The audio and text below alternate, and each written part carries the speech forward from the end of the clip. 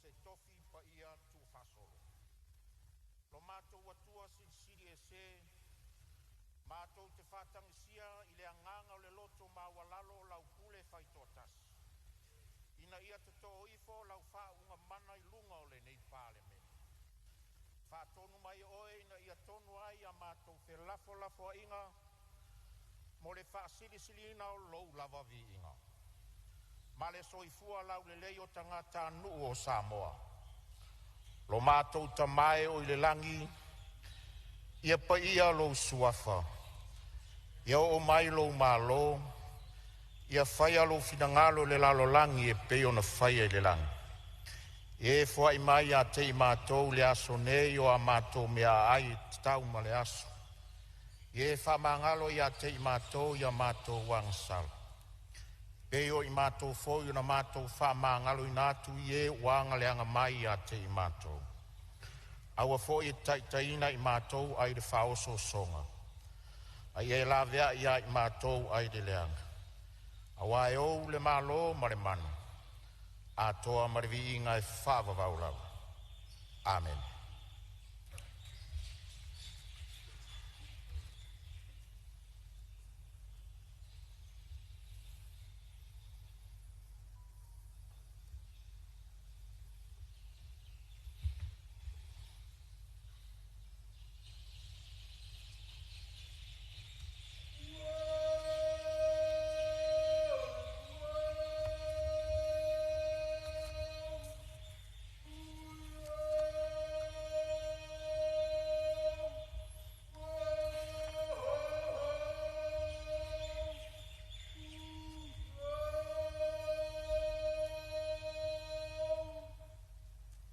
Faftai alana maila.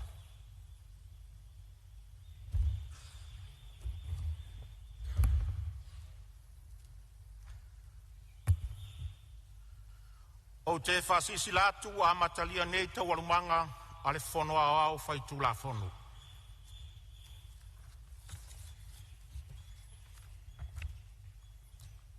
O te whatalo whatu le nei tae au le tūlanga alo ia.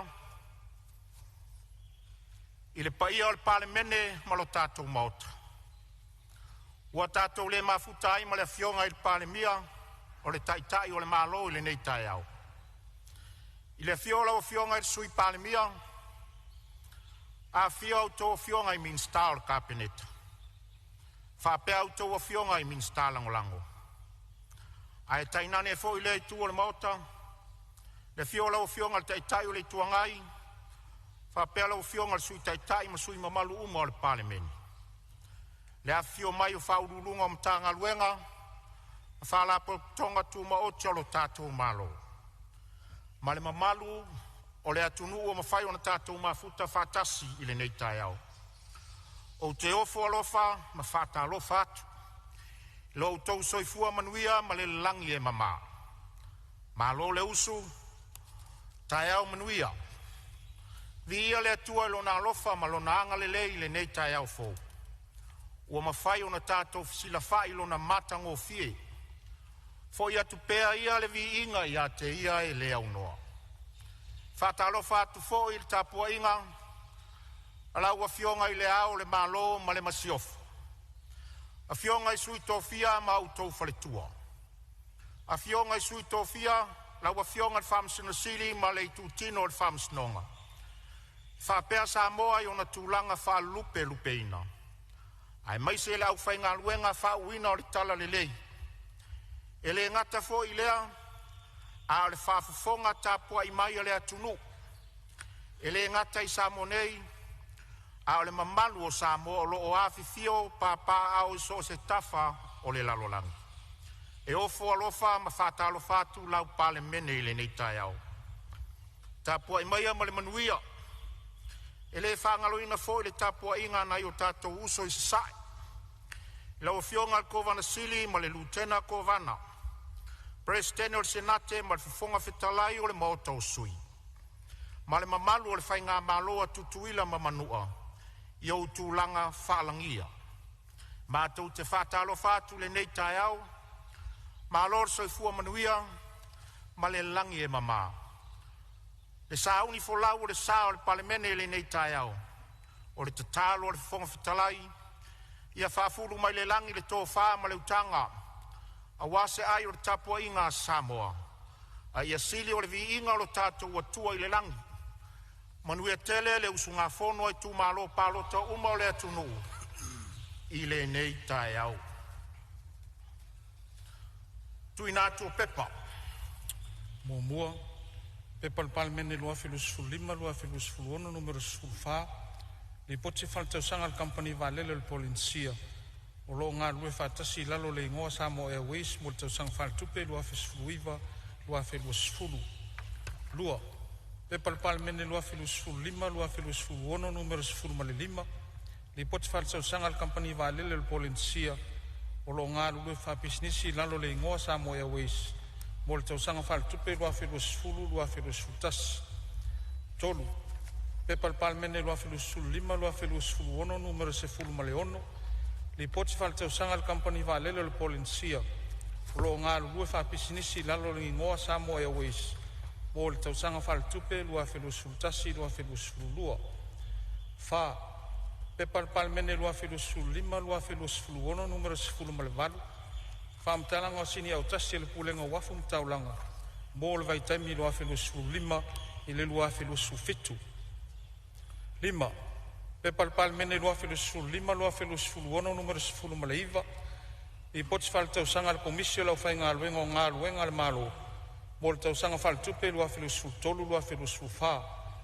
Ono, pepa le Palemene lua filusfulu lima, lua filusfulu ono, numero lua sefulu. Li poti faltausanga le mtanga luenga o ngā luenga tawala manuia mātina e le malo.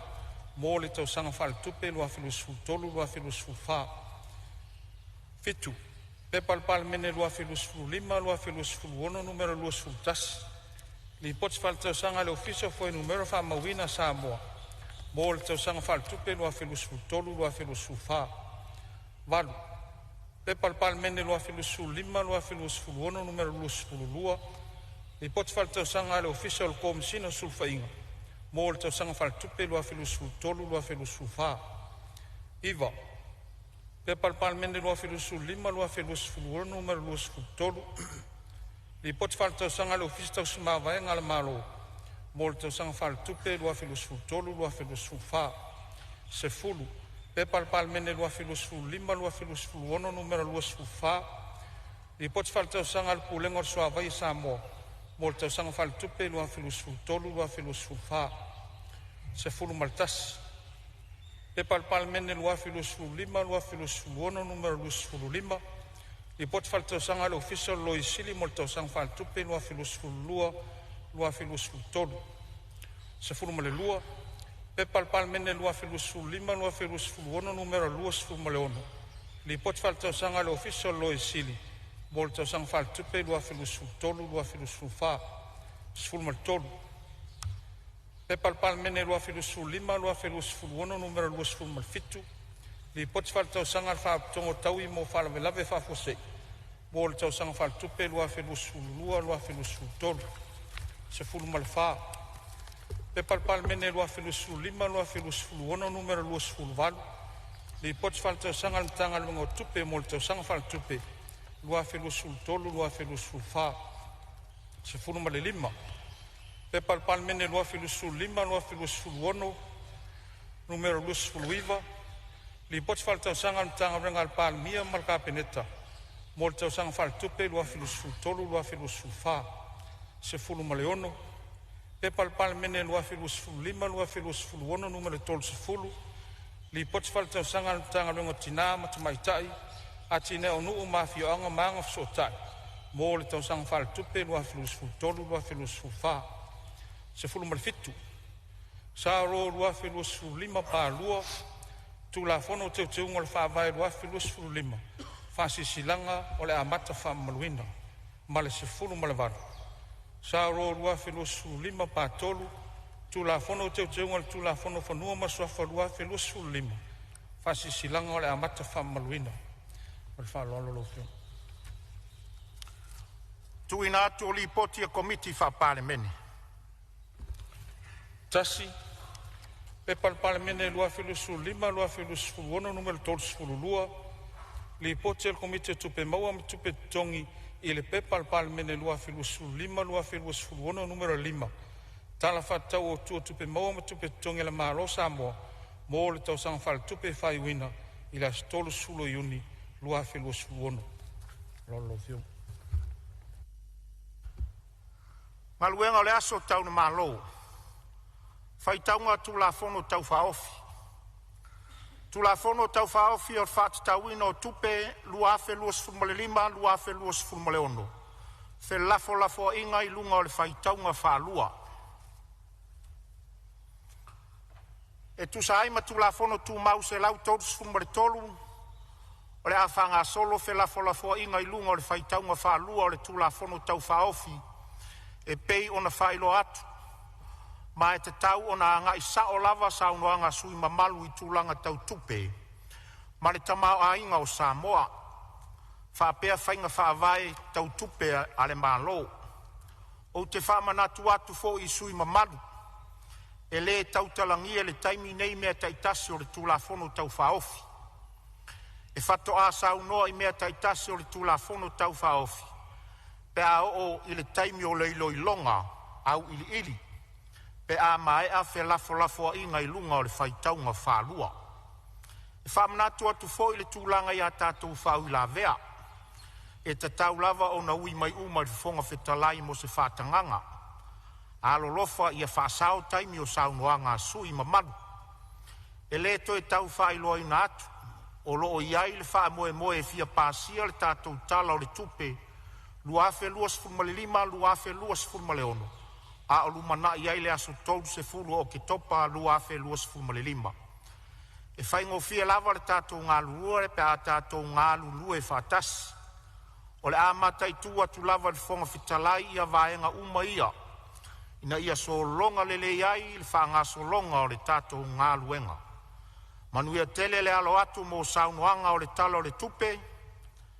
Ia, o le avanoa le nei, mo se sui sufono mua e fia saunoa. Whātau le tala o le tupe, ma le anganga whāloaru.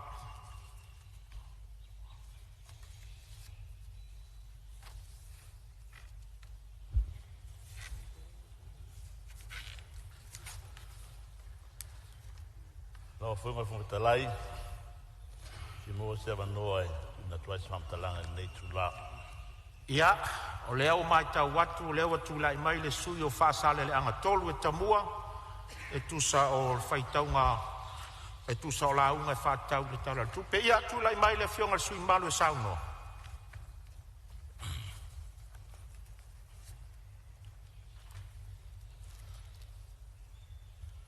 Paftai tele i lau fionga le whongan whono.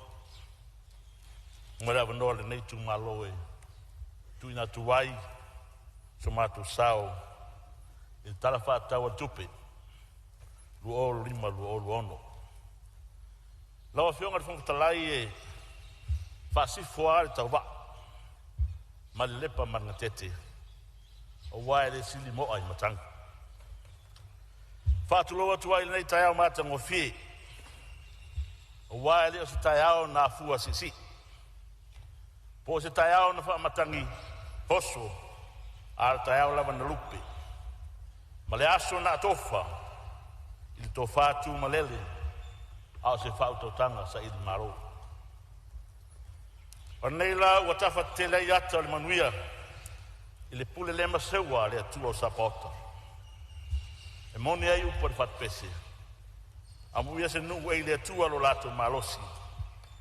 A wae savari mali malosi e tupu pea. E wha mai fo i le whai salamu. A muia se atu e whai le li mo na atua. A wae whai o na tangata, mo na tofi. Leo mai e ona e filin ni sa ma e whalangu i tapui.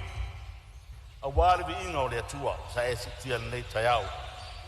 O le mea sili nei le whamai moi. O pe masani ai e a tātou e fufua, e leo noa ma le lofo tu noa le atua. Tāro whae, e whai o vale o tātou whaiva. Pa malo whaaftai la o fionga. Ai o te le urufia la le whanga tali tau te maitai na le si o le amoa. Pe o te toi wha nefu nai tai o matanga wa le te funga. Banan whatu nanga. O upore atu nuke whapea. Aore si se vai, pe si se lima. Pe whai se tala. E au lava no whatu lopu. O lea leo reu i auto se leo nei tu malo. Se yo mwai tongi le au te whanua. Leanga e whainga tālo tātu tai au. Lele o so i ula. Wa lau i ula. La e ia i malu tulou. Tulou na le whanua ma ona tapu a whanua. Tulou na le malai le pea ma vai kanutu. O le malai tau ave a wā te whau. A whiu ai tamar whali. Sumai se iule le alo na maria toa. A whiu mai le mamalu tapa au. Ai ari to wha lele lo a whiu mai. Ionga le ngomatua ia ali. Maliu mai le pulidua ma le whainga ma no whapule. Maliu mai tau aitu ma sa whainga ma upu ia te oe whare ata tulou. Tulou na le malai te whau. Whamai al malai le whau tunga tangi a tu mua ma pule. O le malai o le tanga manu a Samoa. Whai mai wa te tanu ai upu vai fotua iai malo. A lele wa fusi ai le whau malo. O le afiafi o tamasina ainga ma la tutama. A o le tupuan tu malo ai le ati whatalai. Ma le whasau na tāi na tangi. A wale so ngā pule ma tu mua. I tu au ma la taua. Ai na le tai ma le wao fonti. O le maoto le atinu. O le maoto e whai mai e fola e tō wha ma le whau tautanga. E pou i lau tu ma lau wanganu. Ai e tau runga mafusia me uma. I le lofa. Ma le pule wha manualu le tua soifua. Le wha vai ai Samoa. Mo no whataro whatu. No whatapuai. Lau a fionga I la mamalu le malo. Malau masiofu. A so tau au fo ia tō fionga I sui o fono, sui tō fia. Ma o tō whatua. Lele wa pa ia sauta wafin me nei. A wao lele wa nofu ia nofoa. O na foa whaton folau o lau a fionga I whongwhitalai. O le maota. Mule atu I whamalo. I loutu le mai. I manuia o whaiva. Lele wa inare whalalafu. O le tu whawharele. Wa lele wa fio ma whalepa I malo le malo. O te whatarofa I lau a fionga. I le Palemene. E le manatu e ui tātou te leo whatasi le yaso. E le taumate lo e tapu ia le fono usu a le atunu.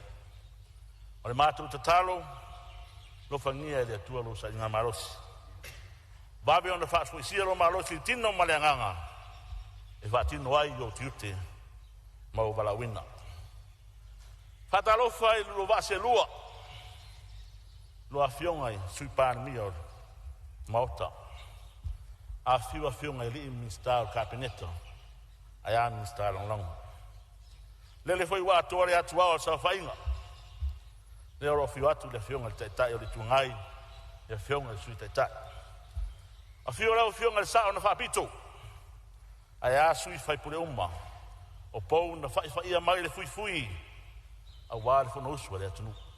Tulou na lava. E le ngalo le tapo inga mou. I lawa fionga le whamasinsili. Ai a ri ima tamaitai o le whamasinonga. A fio lau fionga le presidente. Ai a re maru le ofisa o le whamasinonga tulou. Tulonga le whap. Le fita whafonga mai on motusa. A wale lau na matas. Whatui le motu tō le whai ula. Tulou le fio sua malwai whanua o fō mai tulangi. I tu au ma la tau sa ore masale au mua ma lau niu sa lua. O pa ia nao le whareanga fulu ma manu tele. Tulou. Papito o ngafa sa whatarofa. E rau whainga wenga tofi. Ali atua. O nofo tatalo. I rau ma le pō. O wase malui o Palemene o Samoa. Whatarofa atu te whaafonga ta puat. A Samoa i o nei tue fia. Mai maunga mau lunga se I paia maunga iti. E le whangaruina foi tato awai fatasi ma faurulunga uma matanga wenga ma au fa inga tofi na malo lo vai malima yai lau Palemene awan ngalwenga talo falawa o te manatu lawa fionga de fongatalai o Samoa na o Samoa malana talo ia la ia o pa ia leo ia ma o malamalu fa lanu ngata awa asatia o tō paia o na tavelo leo tau tō Samoa le watetea ai whai whaifoi malai uma e afua mai mata saua se ia pa ia ngā ngaifo i roho whao sauri i o lo ngoto i eile la e mafua i se ade mea a wafo i leto i se vawe i leto i se matua o whaiwa whawhia lima mai a na te toi ulu matala wina ni moto Samoa wa mai a o na to fuli e o tatu tu ama o tatu matua ta lolo la ia na wa fionga fonga talai o le viinga ma le whaafitai le tua e le whaititia e le so e mawalunga lo tatu nunga o lo toi tulai mai i le so i lumwa nei fono mamalu o na olana wala wina ia tia o la utalo whatawa nau le tuai e soson mai ia tia au i le whaatinuinga o le nei au anga me ia aua o lava nei ia te i matou fo i le pere viinga ia te oe a vere nei ava noa mawalunga e mawala tuaise leo le awauna mamoli atuai mai le te ero le nganga lau whaafitai ma lau whaamalo i le paia ma le mamalu o so tu malo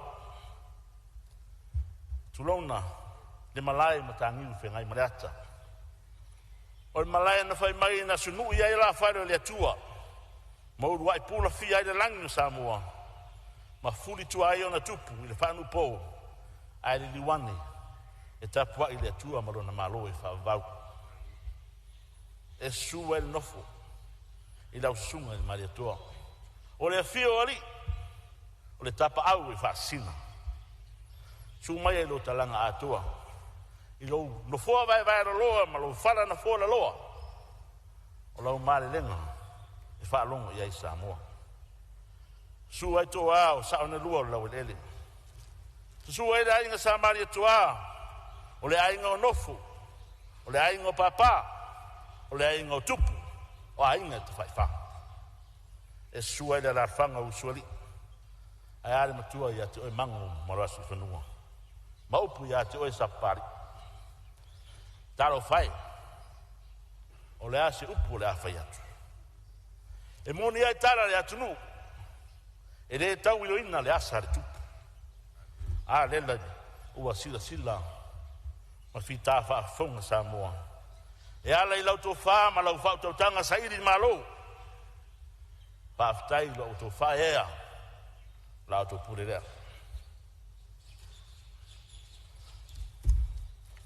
tulona le malai fifat o le malai so ai ngata o le songa pure ono sala fai al to ai ngol fa la tau atu mua e fio ai le rua pe ali i moro tu ai na sari rua e fa pe foi le malu tori mori e a fio ai sala toa e suwa yalo mari toa man tua ai ara ta ai lo lato lua tu langi manamu la ulu le ma putfunga male na ai malai mare lautina lau le yati o sa fotu la fai o le pule e matua le fa ngaruinga so no tapulele o fa fare into ese a salvalasi e lo fetale nga funga mal malu ya to esa fotu la fai fa tai sai di malo so tato nu o le na tainga ia la ngona lo leo sa fotu la fai to fonga Samoa lo fai nei e fia fai so sao ya manuau a le watini pa ore uto e pe fai vai amalo faftai o pua salamu atavita ua e ave ya o le fale waina o le fua wa o lunga o le alofa lea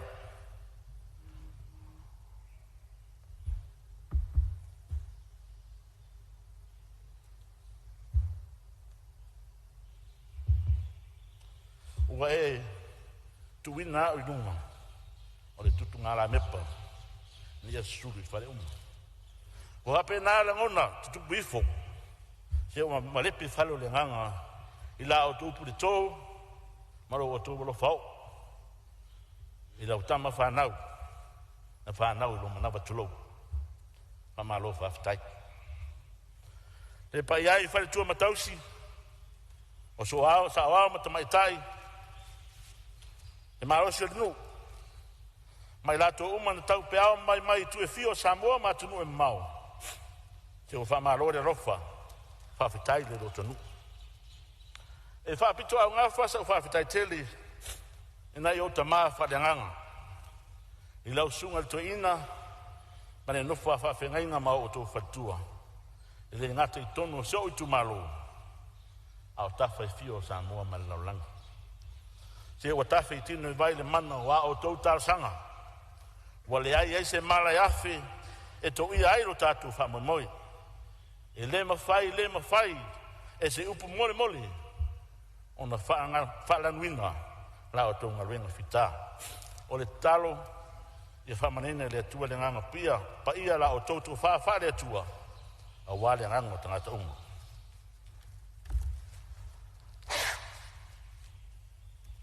e le fa ngarenga fo le nganga lau whaftai i lau sunga papari i li o ta eu maspa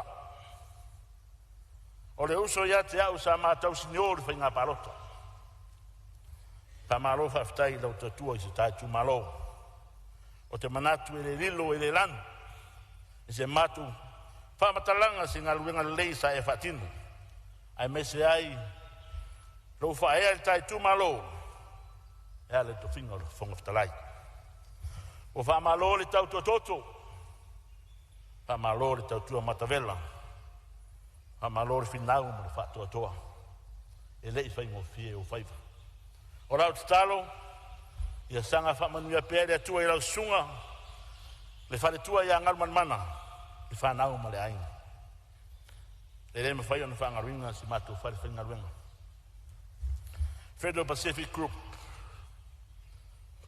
i Samoa nei matutu e mau. Lau a fionga tai fono ia pali Aleni Hutchison. Ma lau fatua ia whamausit. Komiti whatonu li pulenga mai au whaingaruenga atoa o whamaloa lofa o whaftai fisoa swani mai. Taro whae o tō mawhatia ma o tō ngā sea no lo tō manatu le tātu mawhatanga. Whaftai na ia o au me mai mana ia o paanga whai pisinisi. E le ngata i lea o Paolo, mau ngafa, o wainga o te maluai. Wale nā tia i lalo lo o tō lofamoni. Lo o tō titi whaitama, ma lo o tō taratama whaariari. Whaariari, i tu aso whainga tā whapenei.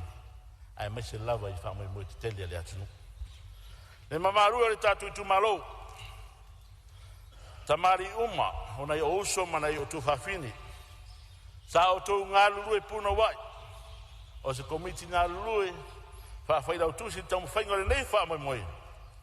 O loo sira fia e le atua o tōu malanga na whai. Tau ni ia tau ia e le atua lo o tōu tau tingā. Masanga wha manuia le atua iati o tōu umo. Ua wha maro le whina whinau, ma le le wha longolongo tingā. O lao tōu upu i statu i tumalo, o te asu atu, vai malu i puenga. O le ase whamatalanga ua sala po se upo la vale. Po ni winga ua le tau tangata i lau silsila a whaatino le whamoe moe le tātu tumalo.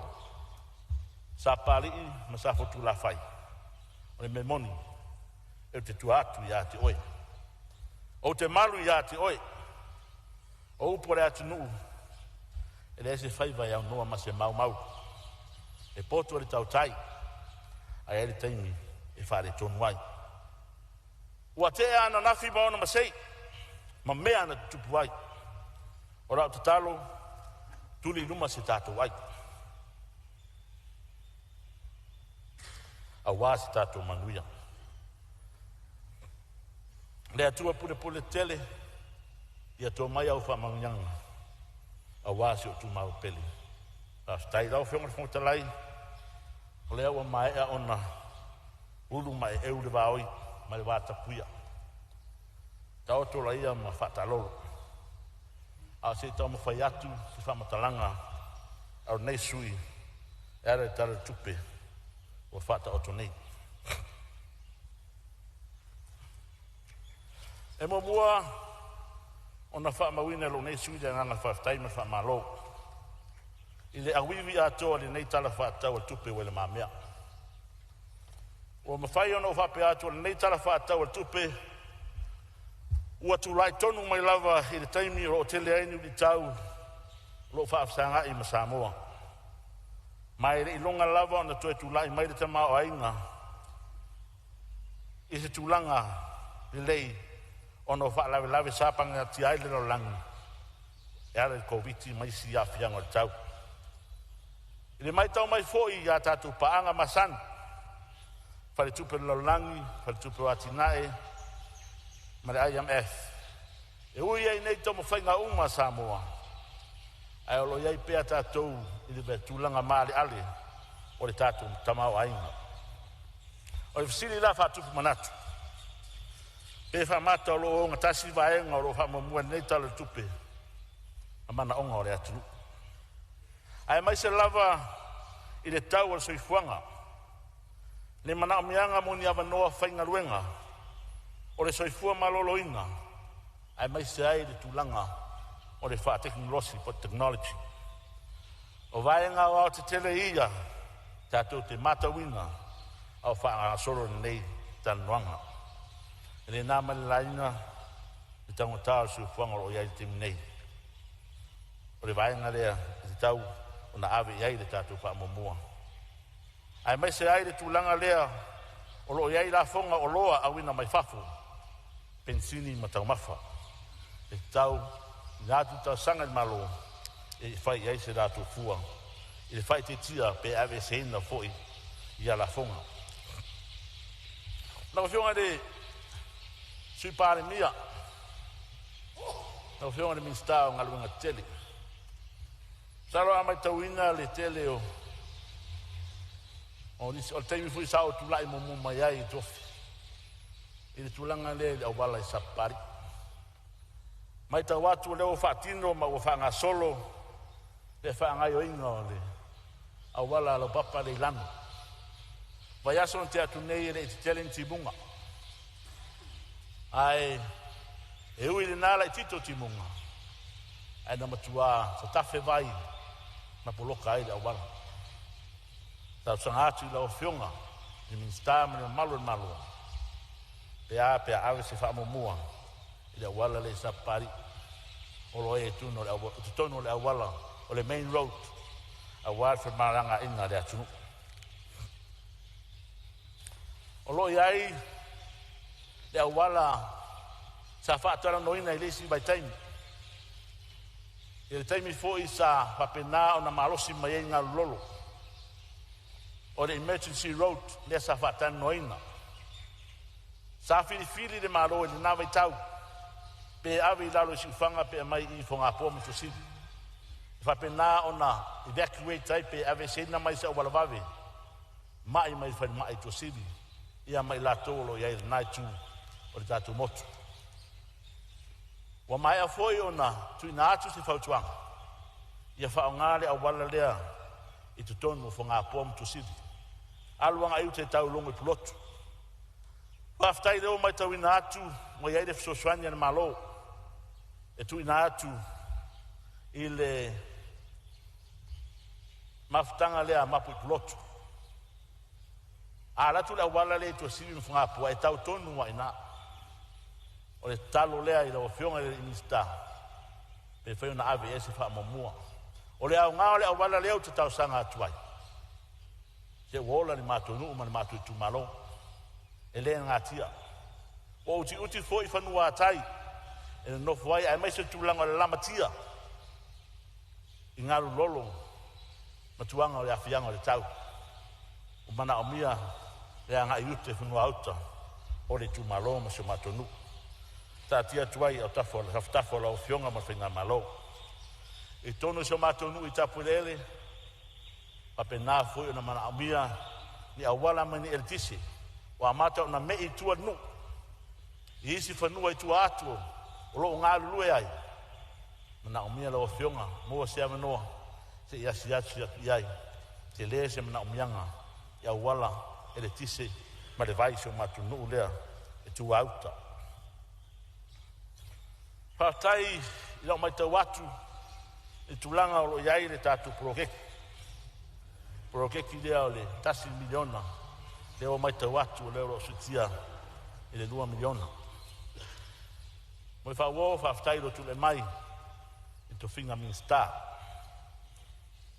O lea fo ia tangia mai e rei manino fufuanga aroa mamau le tatu malo. E pau se tarsanga nei tu malo, a mai le tu fatu tuanga. Fata oto a la fua, fata oto finga whawae, I whapenao ni tau nuwa le miti le finga malo. La fo mai le tu fatu tuanga. E tu langa e pio nei ai, e ta iai fai pule.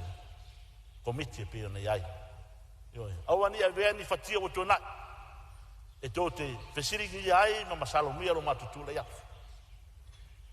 Manino sa nganga le whionga le Palemene. Tātou ngā lue whatas. Tāu sanga nā le tu malo. Lafo mai tu whatutuanga. A benano whanga ioi. O a la fua. O a ni miti a tau nuu I prokeki le nei. Nā le whata oto wau. E taula mea uma. I le tātou matanga luenga o tina mata mai tai. Fatu nino le whamai moere nei. Rau tau sanga foi le tātou tumalo a whaafonga mai. E re iai ani whorafuranga sa whaia. E le teimi sa whatino ai whainga palota. Peo no whai atu, au mai se avanoa. Lea la whai atu la whorafuranga. O atu langa o le iai le tātou 2 milionga nei. O le nganga ia tiau. I whapena na lofu afu. Lafu aso mai ai le mamalu le tātou tumalo le whainga tonu. Ma ia whaasafua le tātu prokeki le nei whapenao no tofu sia tangata uma. Turanga I le soifua maloroina.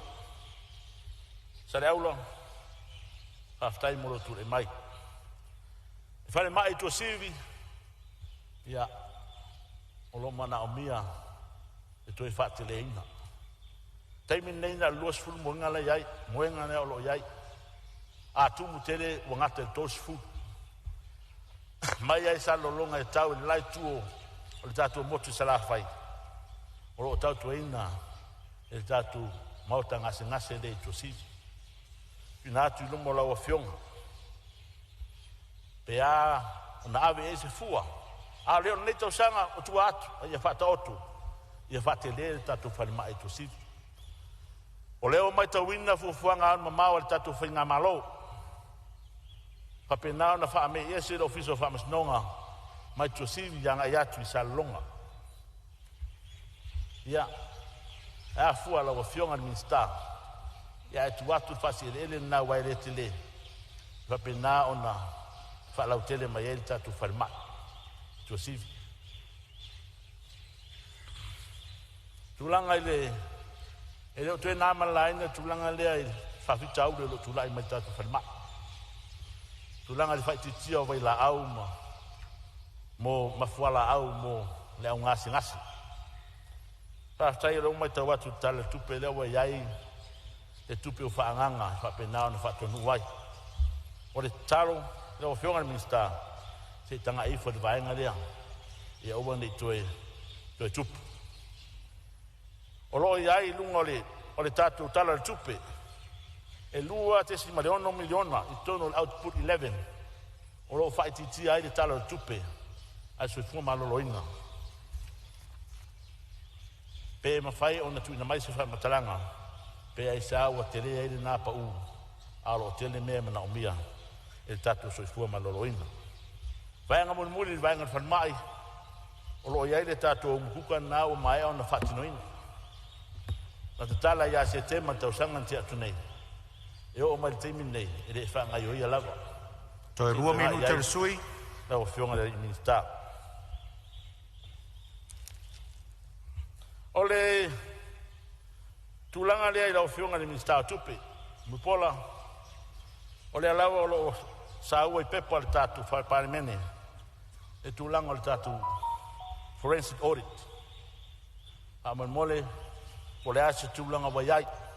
O le mai tau atu, tasi tesi ma le 5 miliona e tupe lea sa whaaruina i le lipoti le nei. E tā ua le tuina mai lipoti nei o atu lipoti sa papenao na polo ina le Palemene. O iani whare tonu, whaleile anga i luma. Ai whapeo nana lei ma solo lei mea uma.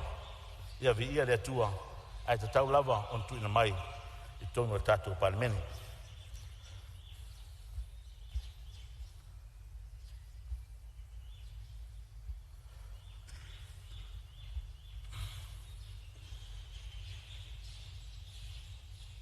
Tau whionga i le mawhitalai o le ofisa o aonga.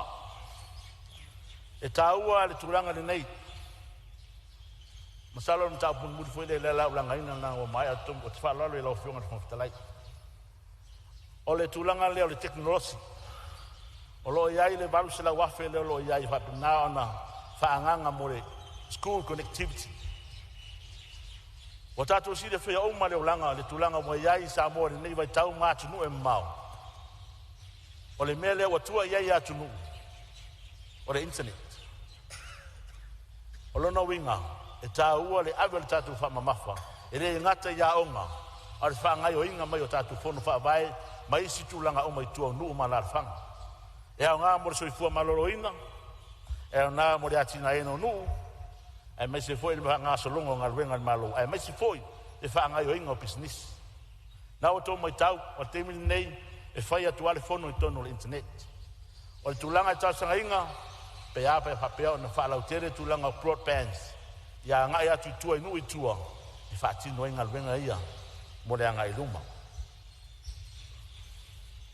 ia mai tūlanga le i tono a onga wa lesa whai le tātu school connectivity ia o au te presidente le matua onga i tonu sa vai sa fotula fai ia e yo la lava na vaenga maru fa lalo pe fai to kana ia ai e matua ta ua lava le protect le vaenga de la to fiong ole tulanga le office of arms nonga le o mai o pa ia le foi o mama lama mai lalo le protect nei oro ia le 5 miliona o fa ngaina au wale fai no le fale le office of arms nonga ia o te rei loa pe lawa se fale le 5 miliona pe le ai lawa whiunga le office of arms nong.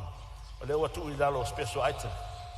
A lea o te maitawinga o loo iai le tūlanga i la whaatino ina ngā ruenga lea e whai ere tatu office of arms longa. Whai umai de saunoa ngar sui o loo saunoa, o mai alu taim. Lawa whiunga le whongwhitalai, ia, o te awa i lawa whiunga. Ai whawhitai tere mo loo wanoa, o tui na mai. O le mātou tala le nā, o se mātou sao fo le nā. Whamangaro se mātou upolongo vale pe tau la ui la o tau whita whaafonga. E tātou seu le tua, ka pe nā o mangalo e me uma. Pātai ma se leo le au auna, pa matafi le tua lo tātou asu. Soi foia mai manuia, whaftai.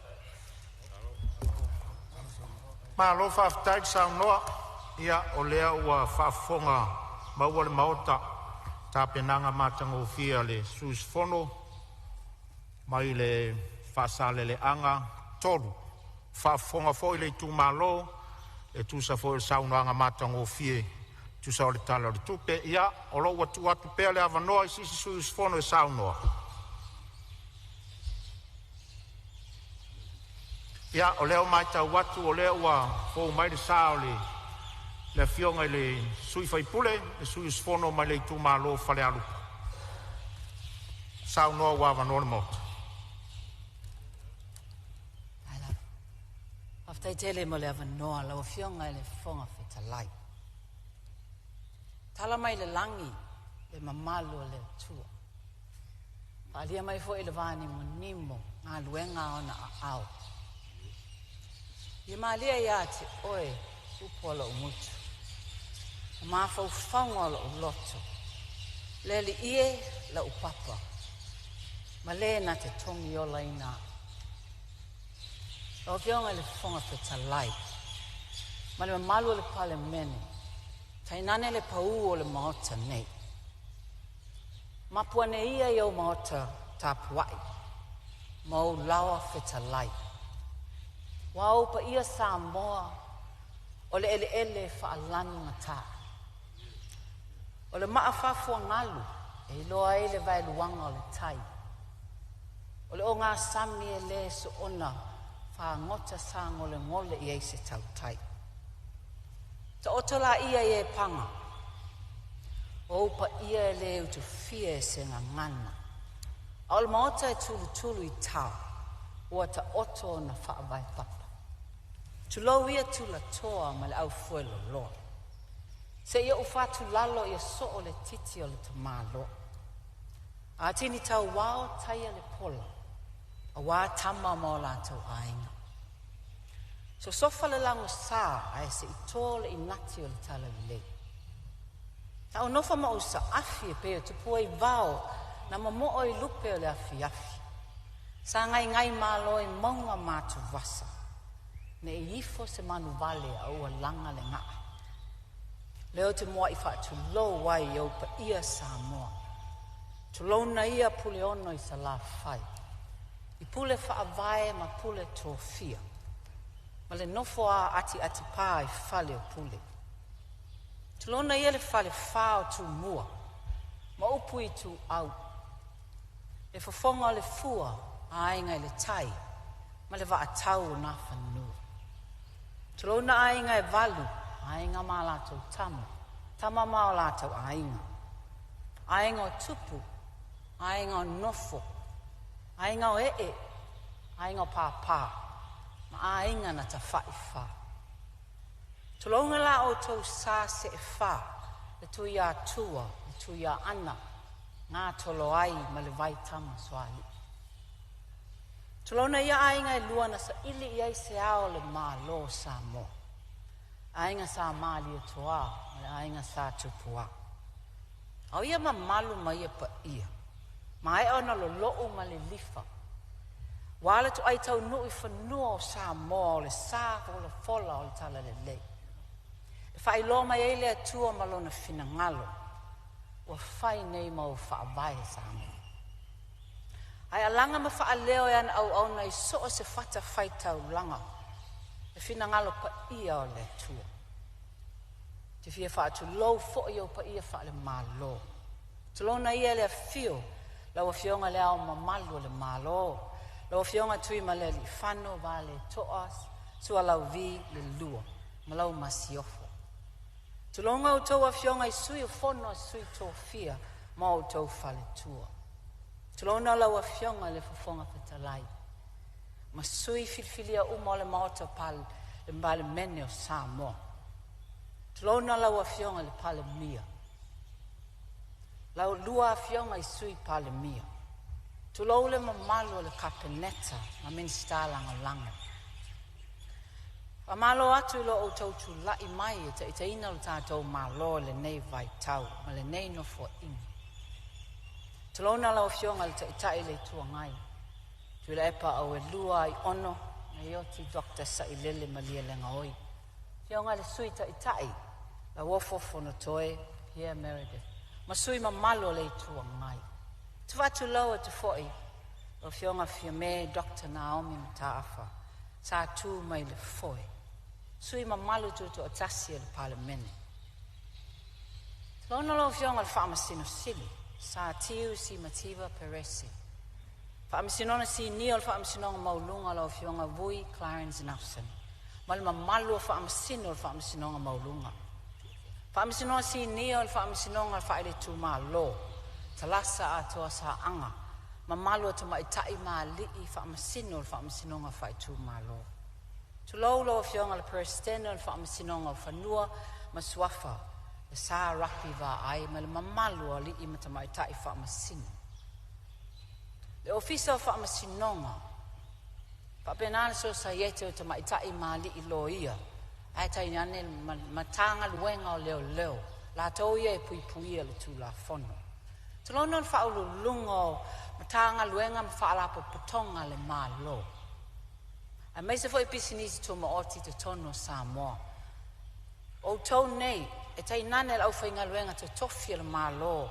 O tau lo olima tau matau i ai le malo, i ana ngā luenga whaatino, malo le whai. Le whaangaloina lo tātou motu I se sae. Wa le sua ma le vai whanua. Sa ole masale au mua ma le lau niu sa e lua. Susua I foi fo mai tu langi. Ma le nofo ma o pū ma le mamalu I le whale anga fulu. Malu foi oe le motu sa. Wa le afio li I susu whaatui ma au vao to. Ta mala manua tele ma to o le whale ula ma le la au na amo tasi. Upa ia Samoa, mai le tai sama le tui manua, sa ia pa ia fili ma pule tu na tō pule ai me sina le atunu. Se lao le nei lo fionga le fonga fetalai. Te whaatu lo, ma o whaata lofa tuai si o I tu malo pele, whale alupo. Te lo ia lawa fionga le lu, ai ta whai wha. Lawa fionga au waa oe o le tupu na wha nofo. Whaatu lou le usoa lii, le a whiwhia usoa lii, le ainga sa seu manu tafa, ma le ainga sa amitua nai, a e au unga pō ma whale tanoa. Tulonga fo ile fio le maupua na whanua ma le matua o la mosi tele. Tulonga le a whiwhia tapa au o le nei tu ma lo. Whaatu lou fo I ma le anganga whaaloalo le ala tai, la o tautu a wha, ma silia la ei. A me se le mamalu tapua inga I tasi a Samoa. Le whaangaloina au auna, to tofie le tua I so se whata whaitau langa I whale alupo. Tai nane ao sina o ta mama tina ma te tua. Tulo foi au nga whaapae, whale tua matausi, so o awa luma ma losio le nuu, ai meise le whanau lalo baoa. Le whaangaloina tapua inga ma tō tangata nuu I whale alupo, o lo tapua I mai nuu e mamau. Whawhetai tapua. Wa mai a whae ele wa a tele lo na si tanga fita. Au le wa a tiu le a whanga o malo. Wa le tō whaata tala ma le whautau tanga tausi wa a tele. Ai foe tu ese le susunga pa u. Susunga pa u I whaafea ngainga tau I le langi o sio tātou I tu malo.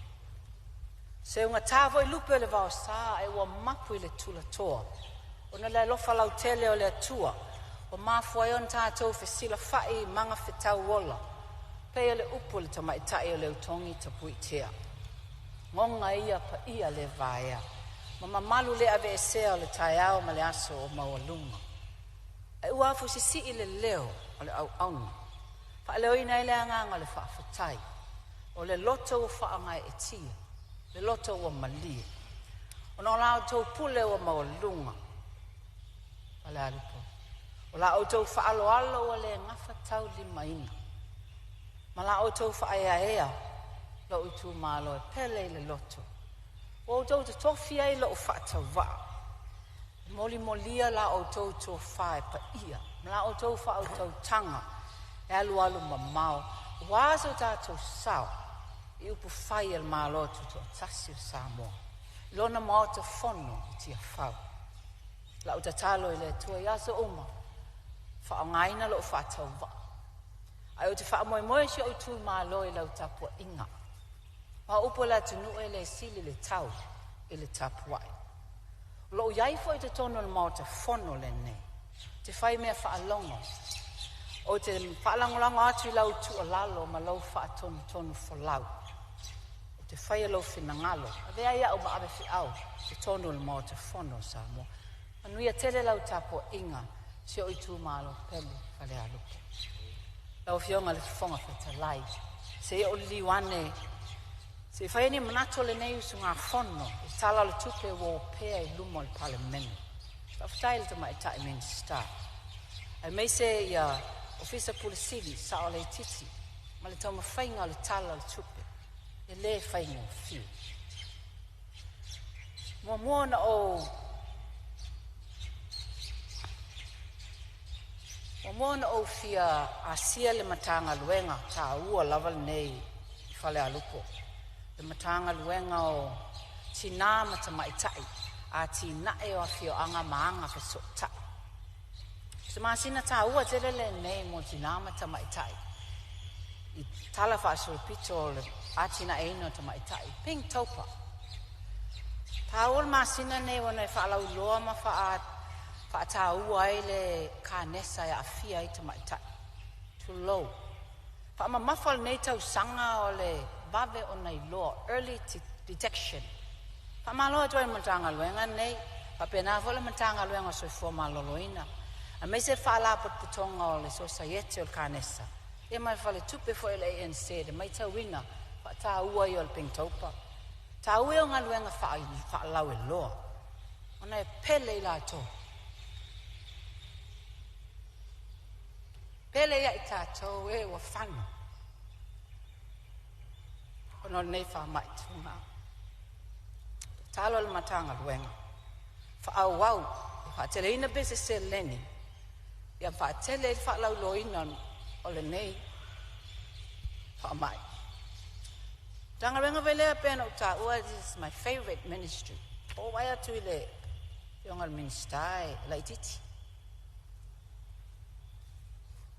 Moi whao wō, ia, e le upu fo i lea e le sira fia umala i titi e maini. Te tari tonu fo, o Yongal Minstai. Wha maini mai lava whainga o lau tute le fono wha vai nei, a meise le miliona nei. 2 miliona wha awhitai. Lo mai tawina e tasi tesi ma le vali. Ia e 2 miliona sa ta ua le a whaina. Mea ta ua. Tele lava ia ati na ele nei nuu. O lo whaatalitali mai. Au sauni vo i whale a lupo. Ona lo maa ua. O la a whaia whainga wha avai. E 5 taita ina e le tau ma whainga o le 2 miliona nei. Wal mea ta ua i le lau matanga wenga lau Yongal Minstai. E mai sa o atu pe ia i mātou. E whaia ia mātou ati nae. Whaafetai lava. O te whia whea fōi ia le matanga luenga. O ngā luenga te tele, whilaua inga, ati nae o ngā luenga te tele. Tā ua ia, whaamole mole. Ua matua i whia ni tau sanga. Ngata le whainga le awala tāi whale alupo. Ino o iaile pai inga lumato lua felus fultasi le HRPP. E se tau mawhainga na whai le lua felua tasi. Ele awala e tā ua la awala tuaia. Si la fia, wale alupo. E o vātu ma le valu maila le fua o le nuu atua e umi lava la. E la awala tele le sau e main road e o ngā itai. Whaaleanga ina lava le awala. Ai awala taimin nei. O tele lava ta awala ja mātou nuu. Ta ua i o ta awala lea. O ta ua fo il awala lea le main road. E alu i tai. E peama le 2 minuti o alu lau ta avale. Ona e le ngata ilu mātou nuu. E whapena fo il telo turisi. O Yongal Minstai. Whaamol mole e watu i se tau mawhainga i ai. I le te le se me whai. Ai ta ua. Ona i tau lava na o lava i tai. I whaatane whaale leia atili le awala lo iai. E awala te tele fo i awala alo pēno whaingoe. Siron whaingoe inga whapena. Awala ta ola awala alunga i tuaia. Alunga i uta. Sa whaila le awala na i luafe luas fultasi. Taimi nei, ua matua i whaaleanga ina lava. O le mafu anga, onga le drainage. E sa wale vai o na toi whaaleanga ina lo lea. O lea ngā luenga la nai le te le. Whaamamo leo o tu eisi fina ngalo lo Yongal Minstai. Ia tau mwhai o na last lava lea. E fo ile si awala alo. Sa fausia ina fo ile ina ua umale tsunami too low. Ia na whai la awala alo ia i tangata pēa o to e nisi malafa al natura. Ta ua la le awala na la awala alu le area ta ol ta paua. Lela sa whaia nei le fono whaavante a nei whaafetai. Ai wa a mata fo ina toi a ia. O le mea lava lea. O le whaia le lei o ni ala vai fo ina e alu e le vai. Whaamole mole i o i fo isa fina ngalo. Pe ama le tolu se fulu ni a inga o jo tonu lava whale alupo.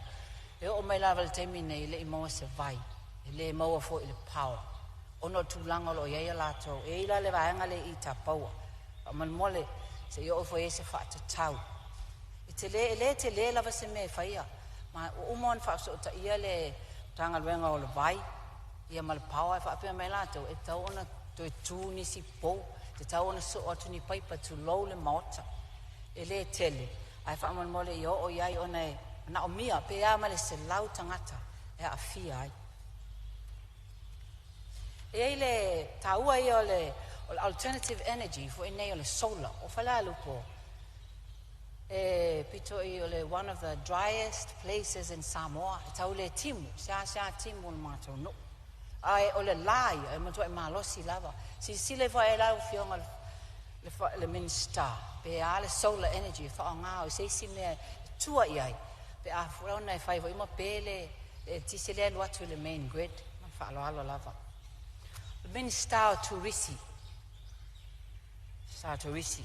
Fale a lupo lo ta oto ai, pe nina o mataanga ta ua I le talafa so pito Samoa. Le ana o na whanua, Ianga lenga. O mata whanga mawa e lava e mawhaiona wa ai. A whaile si whaulpuenga ngā mato nu e mali. E ngoto I aile la e moni lava. Mata whanga ta uala nai te wa ai tu lava wa luifo le la. Tūlanga vai o moso, o le vai sa lia. Ai mese fo ile ina I lau. Le e whaupunga le aule ina I lau. Lo ele House of Rocks. Pe nā fo ia le, o mtaanga bito I, whaina o whaingo ina bito I longa lava I te tono Samoa. Ia mese fo ila Pasifika o nei leise mataanga whapeo iai. O le mātou canopy walkway. Pe ane ma le ono tau sanga o le tau whaonga ina.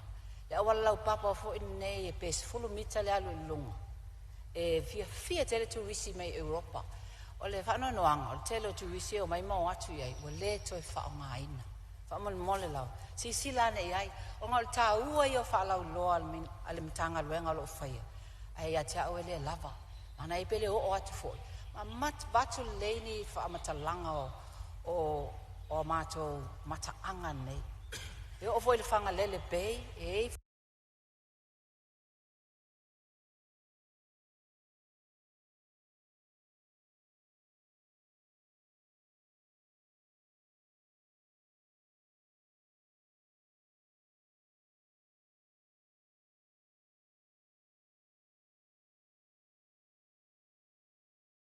po I mamato Samoa Airways. Mai tau ia na iei poro fiti, sa iei ni ai tā lafu o mai ona tutongi inga. Whawhitai lava, tā ua te, sa iei ni ai tā lafu o mai ona tutongi inga. Whawhitai lava, tā ua telefoi, ala o tua lalo. Pe whepe ana iai as tātou valele. Le maa ua ele ana watau. E I valele lua le wape au mai. Ia sa au fio tau sue. Tono o le budget. Ia ele ese tolu se lau miliona ele en whaapea me se valele. Ele tā ua lal valele la tu e whai ngoa tau sala o podu. Tā ua ele valele le whaapea tau sala whai. A mai mua lan na. Tā ua ia. Fia maua se. Ona le valele, ona a iei sato valele.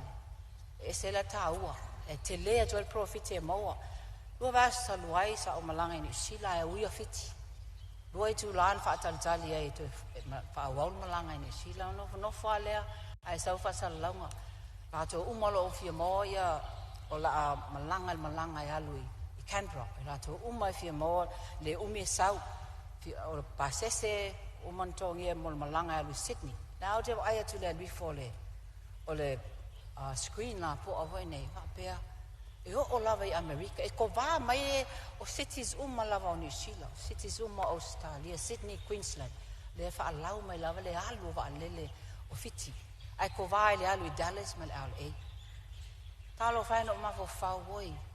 Mai maua pala se tau sanga la o ai Samoa.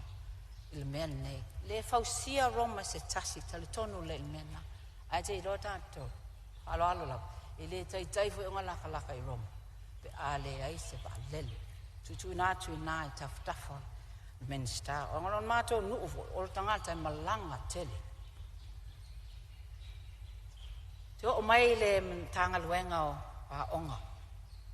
O lo ta iulu ai se tasi o tuma li o le nei nuu. A whionga au Chris Hazel. Whawhitai lava. Mana o mia lava le whaale leia atili o le connectivity o le internet I mātou a onga. Primary school. Lona lua. Na o mia lava se hall al mātou a onga wha man mole. E le tele. Tele na whaia ni ngā luena whainga I tamaiti e ese mai whale a onga. Ai La, le si fale maku ane iai. Amon mole si sila ane iai. Pia mana o mie se holo whala onga. Mai ta wina fo I male te toa. Le lava whaia onga e ese ngalu lue ma losi o whaia onga o le primary school.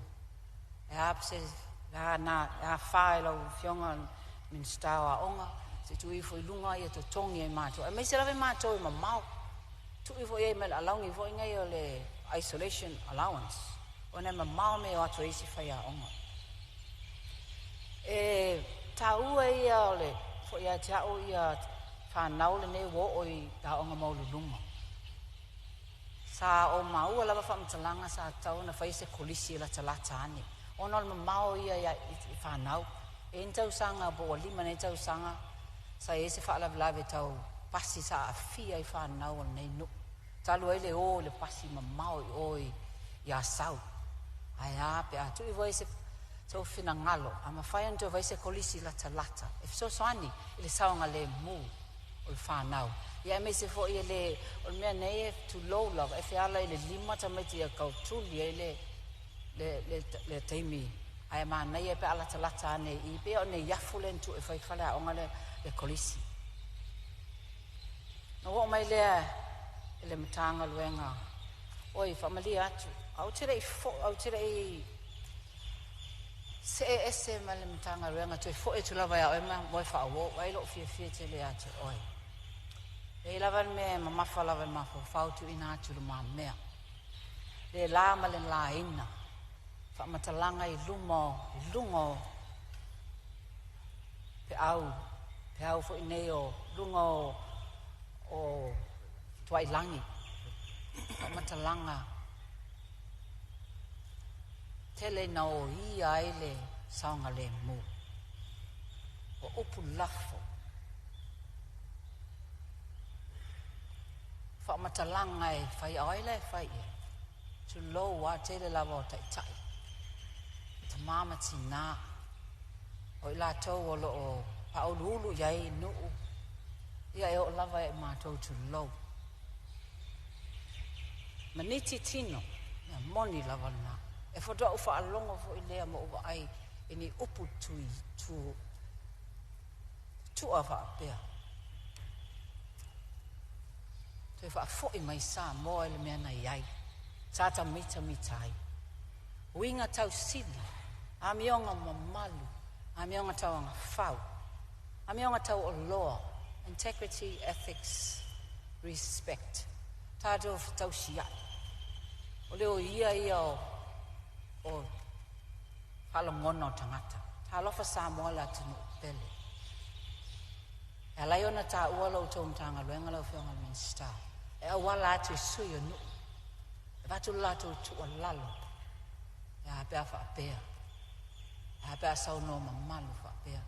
La asana whai lawa I whia. Mantua lawa le launga sunga e tai prestenia le kalesia meto tisi. Whao lalo leti. Ma le pese a tia maa. Moni a te moia la e loi mata o ina whaia ia mea o ona. Te whai lava e tātou ia tātou. Ai sanga whai fo I whea. Sila mai le langi o aia o mata. Tu atu tu a lalo. Ai atu lava iai ai a mata mai lava ia tau te tātou te ta. Le au tau ino whanau. Ma fau mua ele I lafo se upu ti ngā ele si tangata. Tu atu le tua na. Te wha fo I mai le nganga wha alo tātou umala. Na umia lava tau whianga tulau lava. O le matanga luenga o whai whatoanga. Ma le tautai. Fishing, agriculture, forestry and fishing. Tau ai o whala lupo e umaloa. Whala lupo loa e alu sa o lawe tono Pacific Ocean. O nisi la tau tai pito e mawae. Tale nia o tau tai whala lupo. Le mea nei o le mauli tu lo. Ai mana o mia lava se soani. Telo I la tone au sange lava. E wasi sila I fo lava le tanga luenga o whangot o tau tai fishing. Se ai lava pesi me tau te soani ai. E luan pisi nisi Ba alo fa ngai na mato no. Fa tau mo fie ni si me so swan ye la tau. Subsidize for ia ni equipment fa tau fa man mole. Ia ma fai fo nya o nga ia tau ma fai o mai ile tu mai o la tau fa ngotai ala lupo. Ala lupo e ma tau fa mo le koko o le ava le taamu. O nisi fo fai fa to anga pito te tele mato fai tuo fai to anga ala lupo. Na fionga anga nga se fata o ta ua ia. Aman mole ia avia ilalo ni tax o isi equipment na e batu ia. Telefon po kalame fa ala loa fa mo fa so swan ia ila to nei. E ile vai tau ile moli le to low orange. Fala lupo ia al moli le na mai sawa mai etena e pito isu mali. Au te mafa faula vale frost. Se I fai lava ia fai ona any juice fo ngai ona nga tolu masina ele moli nei.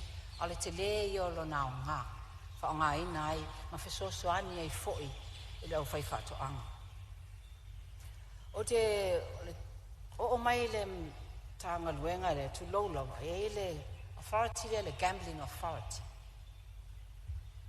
O fala lupo le tele le o tasi le me fa mo ia ele ati na ina o tina ma itai ma mese o lotu fia lava la to e ta longa le pinko ia o sende la gambling authority nga le tolu masina le ola ia e fai lava ma tau tongi popole fo tina al tong ta fo ia fa mo le as fina ngalo a o ia lava le gambling authority se sila o ni sila la ko New Zealand lotto mai fai el malo te be vera tato o le tele o la to so swani e mana o mia so swani e au sangi o la to ele me fai na fewai e ave ai van si fa atau ta vale fa atau le authority ne se sila ne fa nga se lenye lo mo you to have to fight back in the community matanga luenga o so fo malo loina mana o mia se si fo mai sa taua fa mole le lava le tasi ona lea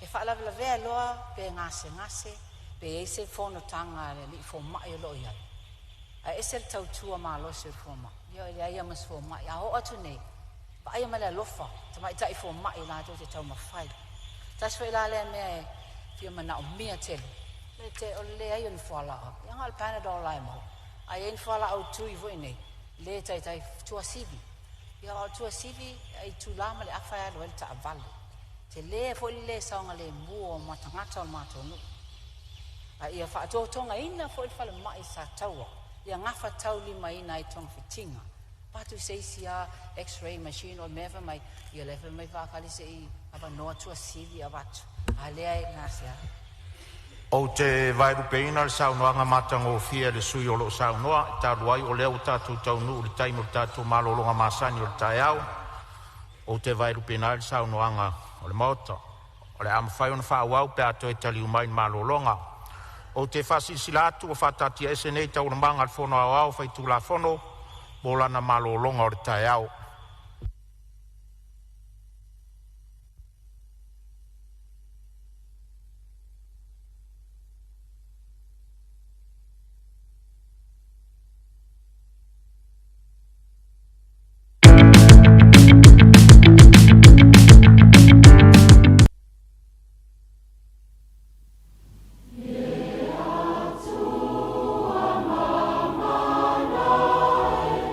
Silas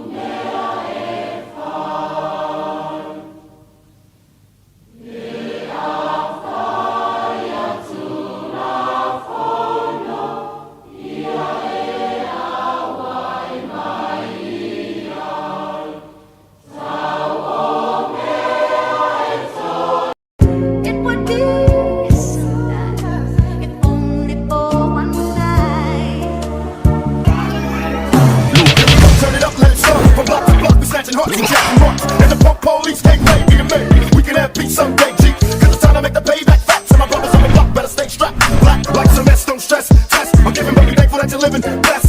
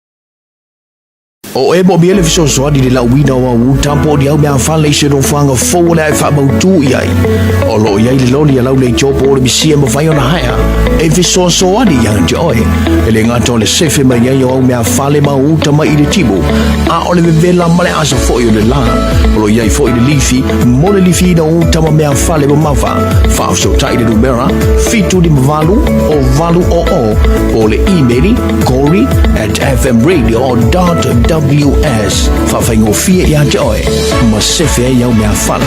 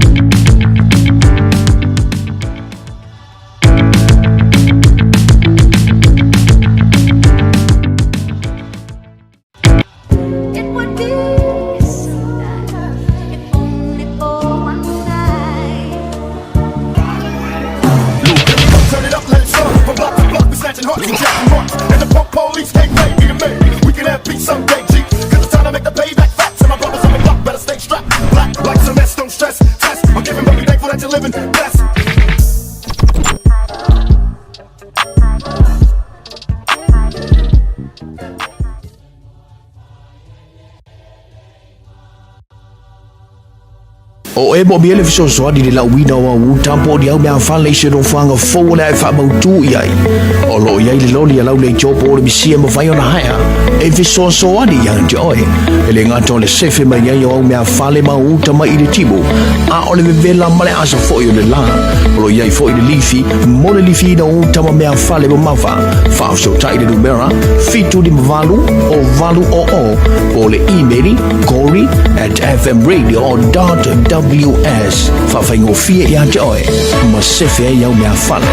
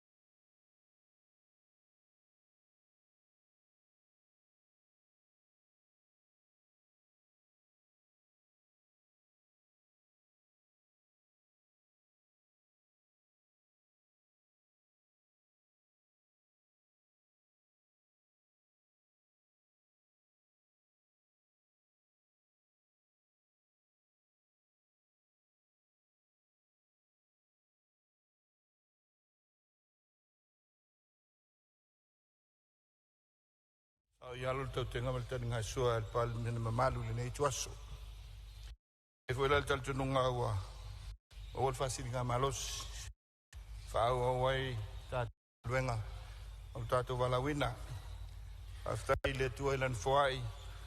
Ya, mana me alo fa wale nei aso. Mole tu ilan ang fa after ile o feonga le. O talai ya me se le official fon. O ta penanga. Ya mal pinol fono uso le tunu. Lau feonga mai sa no lau feonga le tai au mal tu sola. Fa ilo nga solonga le tatu nga luenga. Fa menino foi le uti le taimi. Ya o fela fo inga. Ya mota wale tala fatta ul tupe. O lo lau li wina nei. Mole solonga le lei o atatou fela fo inga lau feonga from telai. O le ala lewa tula ia e fatule la fo. Na ia fatati ese tula fontu mau tolu putu.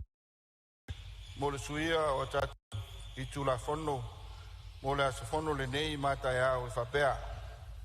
O le afa o wina tatou tau manga se ia ulia li tula e tas ila o uli nei. O na malo lo lea matoi tau o fia I le tula e lua ila oli. Faa wawa I se ia tolu po I le tula e sfulmaltasi I le po ana nei. O tatou tolu po ai I le nei aso. O le lafo lea lau feonga ma le faa lava. Falua le fionga le minstao tupe fa pe foi la fionga le minstao ta longa malanga o fia fa pe foi la fionga minstao fa toanga. Siri por la fama ni le lafo e finalo ia isa no male yoi. Au ese le ai. O manu malo le yoi. O la fanga solo tatonga luenga tu sa le lafo o fama ni. Ai le tu inatu la vanoa e fa o white sound wanga le fionga ile sus fono mai fale alupo na ni vainga taua fia fa manatu atu le no foa tu sai o tatu tu la fono tu mau e o la ona ave le falanginga nga I a fionga ta ina ia fa ta ua to finga fa le malo ai le o ta ua lo na suafa tu sai tatu tu la fono tu mau e fa pena fo so sonia tu ni sus fono le saunoa fa pena fo na fa lu per sus fono ina ia nginga ile mamalu le alo ai le olona swafa male nganga fa lo e fa te tau manga o lo malolonga taia o sa no sus fono mo fale alupo o le ava ne ta pai lo fiong sus fono sus fonta mai tai fa mai lo sa noanga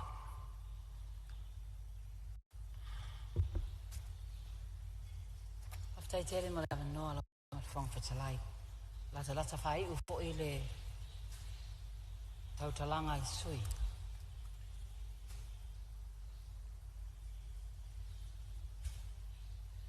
e malo longa o tau tala ile matanga luenga so I fo malo loina pa o matwai se tala fala alpo ile tanga luenga lea al fala lava e sa ia ia solale me le medical clinic I o I fale alupo I se tamai fale mai fo nei sai ai o ta ua ia na si inga ta ia matou te mam tina matou vai maul me sai ai ia le fale mai ia o foi al taimi le nei tele me le anga au wala tau su eni au wante ta vale si le fale au fionga men sta e me fai lava ona to e faola te fai se clinic like ya au fo ia em fai ona asia ila to ma fai sia kio tu lole mota sia kio suka fa mai ma sanyo na fi ai mai se lava te man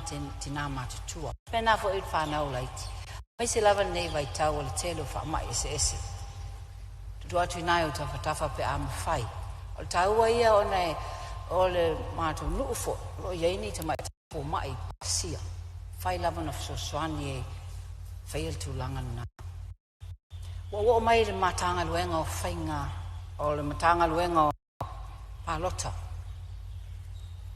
malo lava awala mai lo fionga men sta lo office sili man matanga luenga mo nga luenga fita sa to fe ngai mo to le mai ala nga luenga fainga palota tua lalo fale alupo fa mola se sila ne lava ianga va ai mafai na palota se tasilo na itu malo yo anga va au masani masila fia a e matai e te palota lava melo yelo swafa matai a e le matai e te palota lava no fanga lo e au mawai ia ta watu male falo lava to tele yo tangata mato no salem fain palota e fale alupo onol mele eleni matai ai palota lava vai tele po fe lava me au mawai o fain ta ia me nei on mato no e se fa manu ina alom fa na umanola onga tulanga lua la polisi amanu ina lava i a onga e au sia e le university i Palemene e lem faila na osu mai falalu e o mai a onga e o mai lava nei au mai e fo ila mamatu su eni fale nei no fo ai toma lele lava i falalu umaloa ia onga fa university fai vo ila ia le mangaluenga tu lo fai male ainga no fai nei fale mo tu tongi ai nei ma la tu fa no fa tau fai taia la on fa apea e palotto lo lai vai tere melo no fai ono le lotto lava ia e fia tau tua lava la vo ila tau tua o le telefo io ma tau nei e fai ngaluenga ma no fo nei io lava fa la lu pepe ta itasi ta ilua le masina ai vai Fonotaga to nai ma ati nai ainga ai le masino ai fo i fa la lava o le to lalo pa ma fai pa io na to sila lava le tule ala mele fa pe ai lava so pito fa la lo ai te no foi nei to amua bo fa to ia bo fe ai e fina ngalo lava te palota i o e sa mele tu ai lava no ona ese foi lo fa asino mangol tele yo tala fa no no o te fo em fai fa mai langa le mo te ngo foi ni ale mo te fi palota o le loto nu u lava tangata ya before la ya inga le matail tama ai le matail ti na mal fa na o mai fo ese ai so se tu la fono lava e pe em fai ona a fai nai ma ese ai ni ai It's too la fono lei. It's an unfriendly law. Si sila ne ai pe mi fai ona fai. Tu ele fina ngalo malio le tangata. O le pe no fai atu ai. Fa ftai la foi la fai ngaluenga. Sa lama lava i lato, sa fai e ma do nei e ola. E fai fo i mata fale tu lo, e lo lotu ai fale alupo. Nana ta li ai le tu atene. Al to tele pe no fai atu. Ngona ala lato fa no. Tere tio la ofenga luenga i o tau, ai o nol tu la fono. Pai si sila ne ia. Ia o lisi foi mea sa ue la to. Ia la fa mai te palo te sui te vai tele tu lo la, sui mamad. Eve mai, au le lo apo ai. Anei la vala ave ma i mauli palo te tu lo. Ai le ai se ele ai se loyalty tangata le o si fia. Pio mea nai tu atu au tafal fiongal minister. Se io ia ro fa te tau. Le tanga luenga o fa masinonga na luenga e taua te fo ia tia sa ia so ia a o le star fa masinonga pa uma mai le a onga mai fafo sa ele circuit ia sau ele ngata i o to sivi no o mai fo i nei le fainga fa masinonga ia sau nei i le tua sau lata taua ia na lata mato no o me nei e fai fa masinonga fa no maswafa fa masinonga fa soltu la fono o tangi fo nei va tangata e o mamao ai o tuesi ma sai no fa longo ina ye deng ma tu atu nei ai le o a le mamao ye tasimla fa tu lai o atu ai o atu le pasi ma tu fo nei ka se le pasi o atu le lima le va vea fa inta ia tu na tu taf lo fionga le min style Pere o ia se be tasi le dua masina se seke ta ua ia ono mai ai leo ia fa ngo fia fa masino ai ta vale a ma to ne ta ua lava le ai o se fa masinonga le tua sau legal aid o whaangaina manuia ta ua o le whaasosane nei ale malo te tonge I lo ia mo I nato le ngā whatia le tonginga se lo ia. Whawhetai la o unanga le whaawa o pea. Tau tuai la ititi lava ia ai whawhetai lava lau whionga pursini. O mai le mtanga luenga o sota inga. Tele yo vaenga. Sota inga e mese pule whaatoni. Tele yo vaenga o whala lupu e drop by the signal. Ta ua black spots se re moa. O mea nei tu low lava whaafoanga. E o lava ta moita me te tūli te whongi lalo le ngiulai. Se ilonga tu I ofa tu akalia e viri mai ai. E ana whaire o tanoanga I whafo. E ofa tu e pia fia ta mamtina e whaalongolongo e le clear. Ai ai ia maunga la iti o ngā tutonu o whale alupu. Whaina amatu whaatu o se pō. Tutongi le leia digisaunga le Vodafone se leni. Ai tā ua ia. E mga whao ngā o mea nei e o su e solo se me e maua I se ta inga mai. Ona o le leo le signal. Digi tauma le Vodafone. O vautou whaasala longa vuine. La ia ma se a ngāia I mātou. Pe a le clear. E le fia whaatau o vo inisi ia o tō telefoni fō taunga tā. O le community service obligation fo le nā. Al Vodafone ma le gisau tu lo le whafonga le pule whaatonu. Se iwa ai fopo o lato au sia. A le ai whaataunga tā a tili lato lai seni. Tanga luenga o ta alonga. Ta ua ia tanga luenga nei. Tanga luenga o sports and recreation. Tu ui lunga le level. Ui longa Samoa le tātou manu Samoa. O la fo le tu langa o ia ele tau whainga alo ma whanau. Se ta ua lava le tātou tapu wai, fia tātou te talo. Ai ia whaamarusi awa I fo ia I lātou. Whaalima na avea o masuyo. O le tātou mā lo I tālonga nei o tenisi tu lo ma tanga polo. I le se mea mā ia I mātou pe a sa auni se au malanga I o. E ma mawha ia, ona le lo ia le tapu inga. Au le tele ia o tau mawhainga e tauna, mawhai ia e tātou mālo, so ani ai. O le mātou nuu fo e tāle nia tere ta mai tili tālonga le o le voli. Ai le o lavangi tournament e o ia e whanau. Ona ia, mo le I makpase si moji o e le whai le tournament I pia, le whai tua sivi. Se mea si silana e ele mtanga luenga. E mwhainga subsidize, e so ani, a whainga tournament so ani pa sese, o I mātou nei e mamau. La foi se fina ngalo e pe a o ia le whasoa le mālo. Se mawhawhau e lo statement nei. Ta ua ia pe e lava se tātou matanga le se tātou Institute of Sports, se wharapot potonga e patino lava. O la ia le teimi nei au te iloa. Te rola te le mantua lava le tala atunu une o Australia. A whewis se lava le sfuru Olympics. Ngā le lua gold medals a Australia. Ngā mantua I tā ua le mata muli Australia. O isi atunu e la iti lato population. Ai ngā le lua lava pine au. Fausia lo le awhaiwa se la walis fulu tasi le Australian Institute of Sports. E o ifo le awhaiwa walis fulu whae le Salonga Olimpeka. Lua se fulu whae au lua Australia. Tasi le Institute o te follow ia. O le tele o lato tele tupe le ale atunu. Au le fausia ino sports. So se tu e ngā sports. Wa mole si sila ne ai. O ta ua fo ia.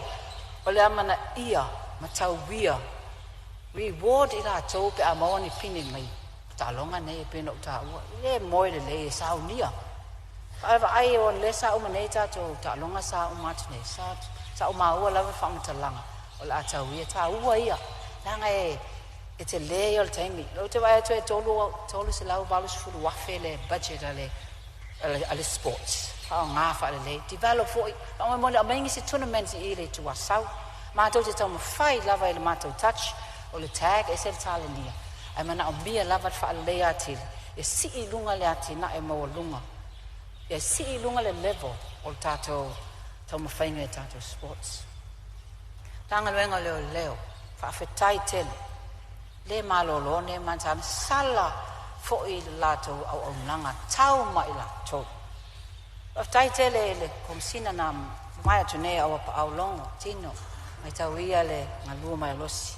lau au nanga matavela whamania le tua whawhetai le sui komesina ia tau Samuelu mala o tau vaenga e le asto na ia le o le lotu samaiti sa fia i se tasi o whanau le nei no ai o mal taimine lo tonu level ICU was patu a ia le lo faletu fa le leia alena to a moa to le tala na nafi o moa i la tau sa iai ta ua i lava patrols nei o tau tanga wenga leo se fulu lua i areas nei lo iai a fetai lava la o tau ma fai fo i le tu le la au fa saina ia o nei te iai tonu fa msinonga te lo taimina ngona fa no na amata o ta itasi lava taimine vai aso umala mo lia i la tau fa ngaina le aisa tulo o isi taimi ia eu ngali i la iti fesi to ofir fara to ofitu ale la avelo talo fai pa fetai le ofiso kom sino lo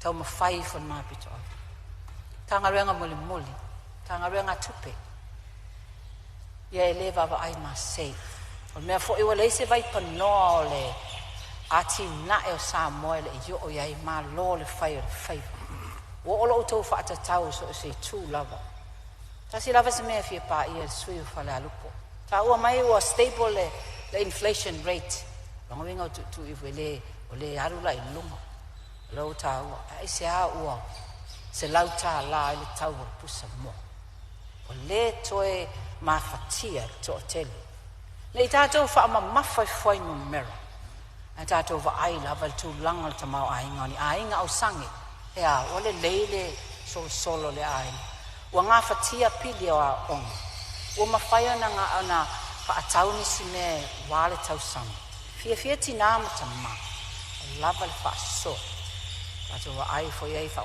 mole ya le luma le tato va yo la seu fa nuo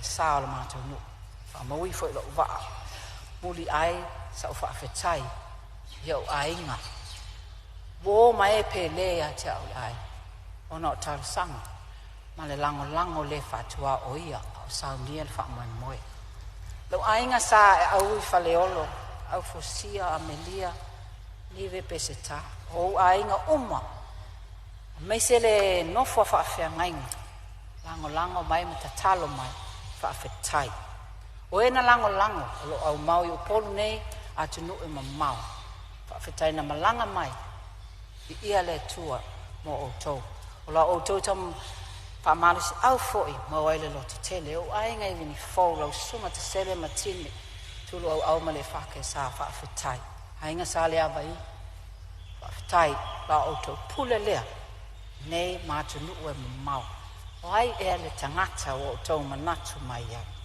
na lau te tala le tua fa malama ana fa monianga mo o tau lau tu ngane lo rock fui maono le atau le sa junior mal uso matua fa fine se yuli el sara ma ainga pele ya me se tamale ainga au mo officer lai Clark pe teru mal fanau tu tonga pal ta au miracle kirki lange matu se tala fa fetai le tua lo to fa lo te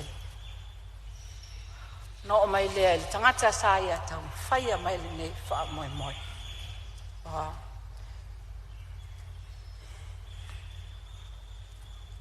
fio le langi o ia o mawatu uma fo ife au so to ma papa this is for you ana bola open ya mina le vai sita fa fetai give mama a hug for me and miss uncle miss someone to la fionga fonga fetalai fionga sui Palemene kapeneta min stalang lang mai sen mamalo le tu ngai mamalo mo tene o u mo fia sai nane fa fonga mai ta to what no u fia la nga pa ia la usunga fono le ne yas fa fulina mai le langi le to fa pa ia me le fa utanga te tutu na ia wasa man rio Samoa mo ata ya la foi nu ai na nu le ai na se late o le fa matalanga le sui fa tau va o fa le alu se fua ma ia manuia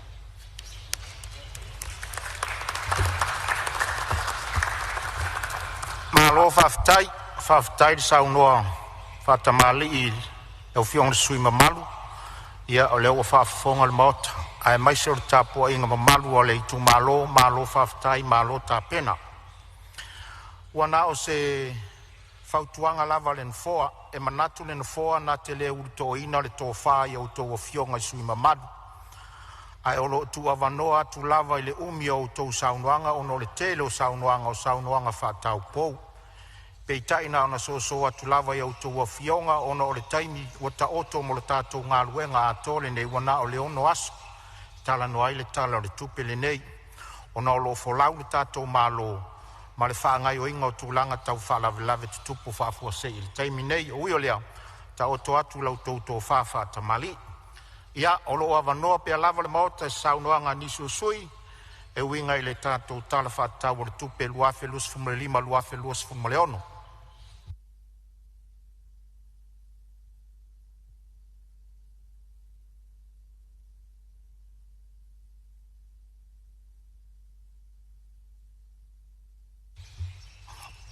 Ia, mai tau atu na fōa pe o whaatūtū ngata mota. Ia, o leo ma watu le sui o vai maunga numera tonu o le sui o sānganga whā. Sorry, wha sa o atu le sui o sānganga whā le o fōni mai lo sā, ia, wa vanone maota mo lau sānganga.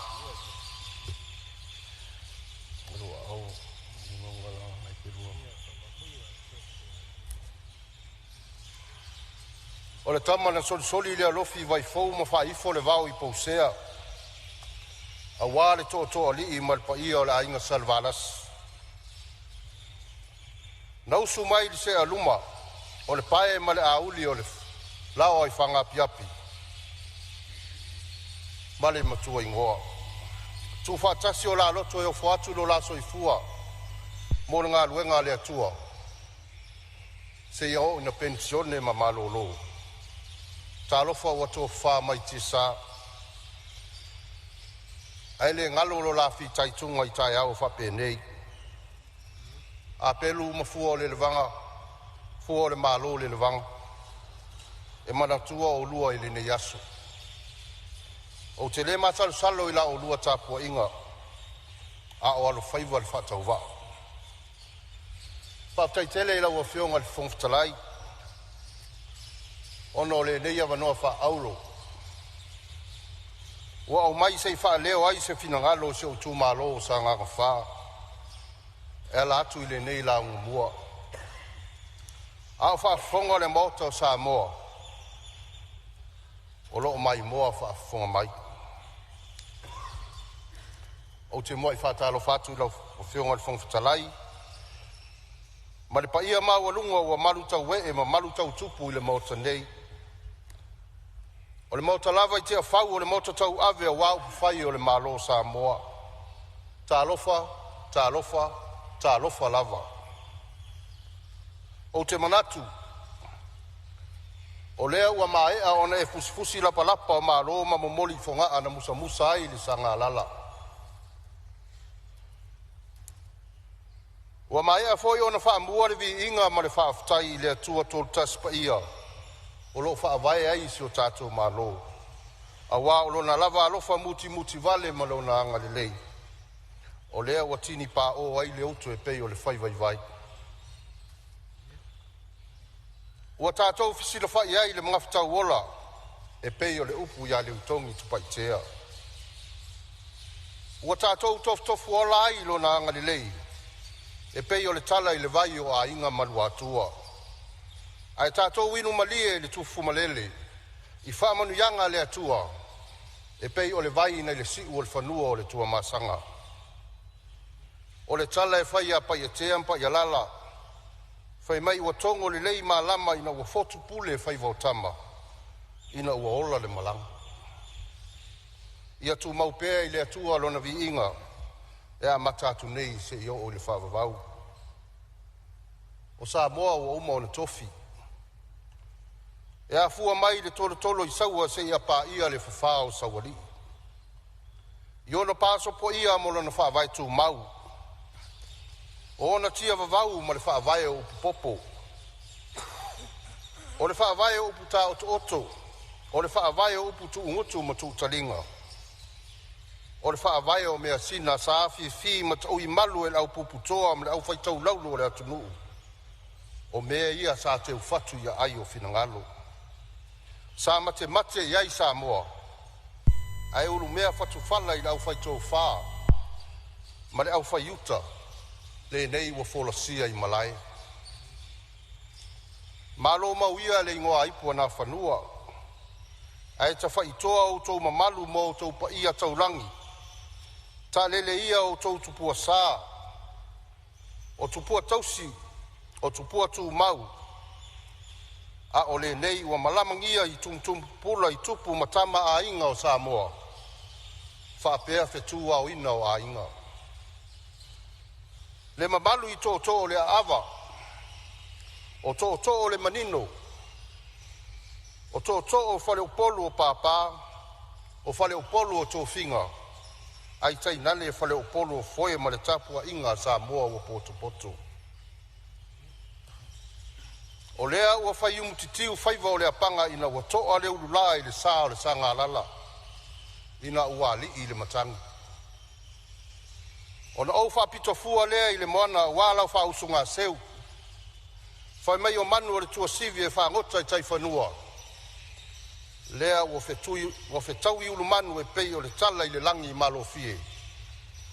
Ua tūti atu. Tu atu tonu le lupe a le tamaloa. O iai le tā ofi. Ai o te lei la sia maunga lepa ma o whaasau I atu lulunga.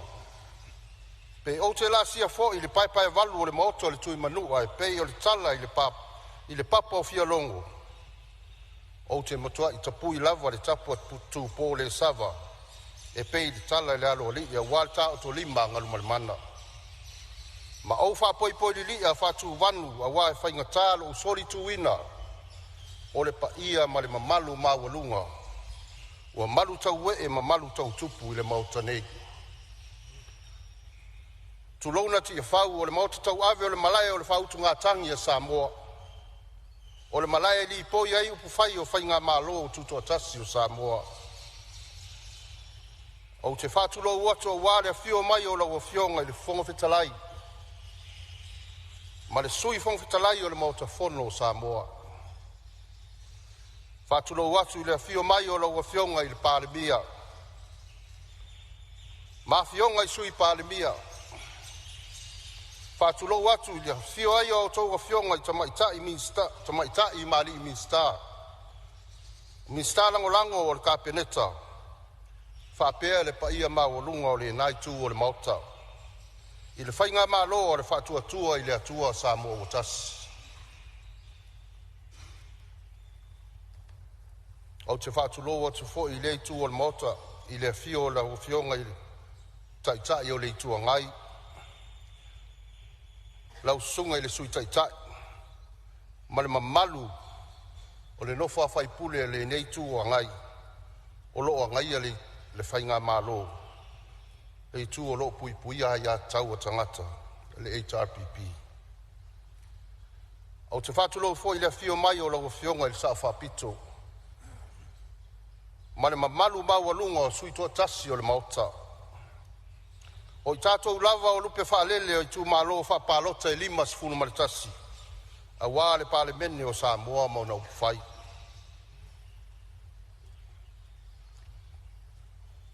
Tulona le su. Tulona le su o lau sunga I le whai lau tusi ma le sui whai lau tusi. Whapea lau sunga I le lisa tini o le mauta. Au te whatulo fo I le ofiso le fono au o whai tū la fono. Le pa ia mawalunga I whalulunga o matanga luenga. Ai maise o whaalapo tonga tu maoti al malo Samoa. Tulona lava. O te whatulo atu fo I le whafonga tapua I mai o le afionga I le au mamalu o si o tātou malo tuto tas. Lau a fionga le tui a ana tui maleli I whano o wa le toa soa lau vi le lua ma lau mosiofu. Whatalo whatu fo ia o tau a fionga I sui o le fono o sui tofia ma o tau mosiofu. Le pa ia mawalunga o le ofisa o whamsinonga. I le fio o lau fionga le whamsino sili. Whapea ali I matamaitai o le whamsinonga. A fio o lau fionga le presidente. A fio a o tau ia li I matamaitai whamasino o le ofisa o whamsinonga. O whanua masuafa. Tu lou lava. Whatalo whātu le whafonga tapua I mai o so tātou atunu pele o Samoa. E afua mai le mata I saua se ia pa ia fili mapule tuu ntau ilo ai manu o malo. O le pa ia lava lea I le afifio a inga o tupu, o a inga o nofo, o a inga o pāpā ma a inga na tawhaifā. I le afifio o tama ma a inga, o a inga ma la tu tama. Le usonga ma malu atu mua mapule I tu au ma la taua, a inga I le tai ma le vaa o Fonotaga. Fatalo fatu le sua lau sunga le taitai fono ma le laulau a fono le fono awawa e kale sia so fatasi Samoa. Aya le pa ia mawalunga I taitai o fata fai taulanga e fia ma le au fai ngaluenga tutofia le atua o I lato lava o si taulanga o lo fa no manu I le atua mo se manuia o Samoa ma ona tangata. O te fatu lo mo fatalo fatu foi. I le pa ia mawalunga o whainga māloa na I tātou uso I tutuila ma manua. I le fio lau fionga I kovana sili ma le lutena kovana. Le fonga fetalai ma le sui o mauta I lua. O le pa ia lava lea wad fale anga fulu. O sua ma le vai whanua o fōma I tūlangi. O I tū au ma la taua. Sa ole ma sale au mua ma le lau niu na sae lua. O whātui o le motu ma le la au na mutasi. To o le whare ula, ma upu ia te oe le manu o tele. O pa ia nao Samoa o lea wa titi tō noa ma tini tau wao I le mauta nei. Nu atu ia ia tu mua ma pule ma whale upolu o tō whinga la tō te tausi wa tele. Tu lou na lava. Ai se iau liwane, lea ngai whainga tā le tāpua inga sio utu malo pele o sa ngang whaa sa li mua. O sale I moa, ua maasani ana uputuu malona whaavai papa. O sale I moa o le a inga tas. O le pa ia wale a fio a inga tolu ma le nofa maupu. A fio alo sina, susu alo le mali e toa mausuali. Ma liu mai lau tō whae le tapunu una, o le aitu tangata na whaia langa I le tua masanga. Lau whetalainga lua tua o le vai ula ma lau ailawa. Le ngau taala ma le mamalu I le whale tolu, ma le si o le whanua. O pa ia sa ua o nao si o tātou tū malo e afu atu le fuafua ma le whangavā. Se ia pa ia ni uvai ma mataale. E afu atu fo I pai manini se I pa ia le whanua o sato mai. Ai whapito au ngafa se whatalofa I le nofo a whawhenga inga taulangi. O se o mato I tū malo I so se whata whai taulanga. O whawhenga inga taulangi a inga malu atua. O lo whawhalele malu, ma whapuna paulia wa se manuia o se o tātou I tū malo. Whatalo whatufo I le sunga li pule, ma le mamalu ala inga whaia onga. O wār kolisi mawalunga, o I le malu a papa, o wha malo le soifua manuia, ua whawhetai le whai tatalo. Ai avea ia le nei lau lau, whapitoa o te momoli atuai le anganga o le whawhetaitele ma le whamalo, I lo I tū malo, ona o la au tautou whatatala. Wa firfiri ai lo whatau waa, e ala I la au tau palota. Wa avea ai lo nei tarata ma whaipule o le tātou I tū malo, mo le nei paia inga. E fofonga ina la au tautou wha ma se fina ngalo I upufai o se o tātou malo. O lea ua tali le whala na lafo I luma mo le atalanga.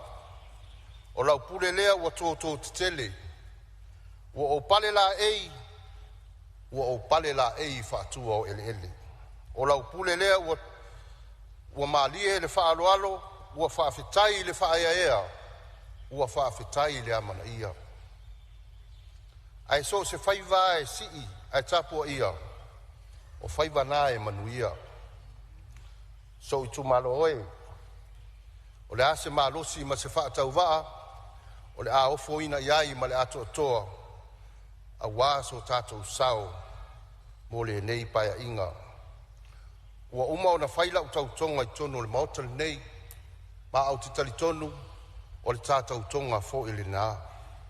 Ai o te whalangolango i le wha malosi mai o le anganga pa ia, e mau ai so tālo tu tele. Ai sa uia ina alo i lau tāpua inga mamala, mapua ne ia i nia whane ai lafo le taula i malolo, e pei o le tala i le sā o le manu o le sanga alala, ia au le atua ma lau tāpua inga. E le whangalo ina na i o uso sa mātou tau sini o, e le whainga whiriwhiringa si o tātou i tū mālo, ua wha mālo le ono sai, ua wha mālo le lava pali. E tā alo lava tama au le uso e pei o lea fua i tau, o la au nei, a o la oe a tai au. Ai a whai wafe mai se fina ngalo le tātou i tū mālo le whatau waa, o tātou lava lea. A o lau tāpua inga ma lau te talo, e manuia ai o tātou whaiva. Ia lau a fionga le fun fitalai, o le wha manuia mai se o i tū mālo. Vi ia le atua i lo tu lai mai e wha foe le sā o le Palemene ma le fono usu o Samoa.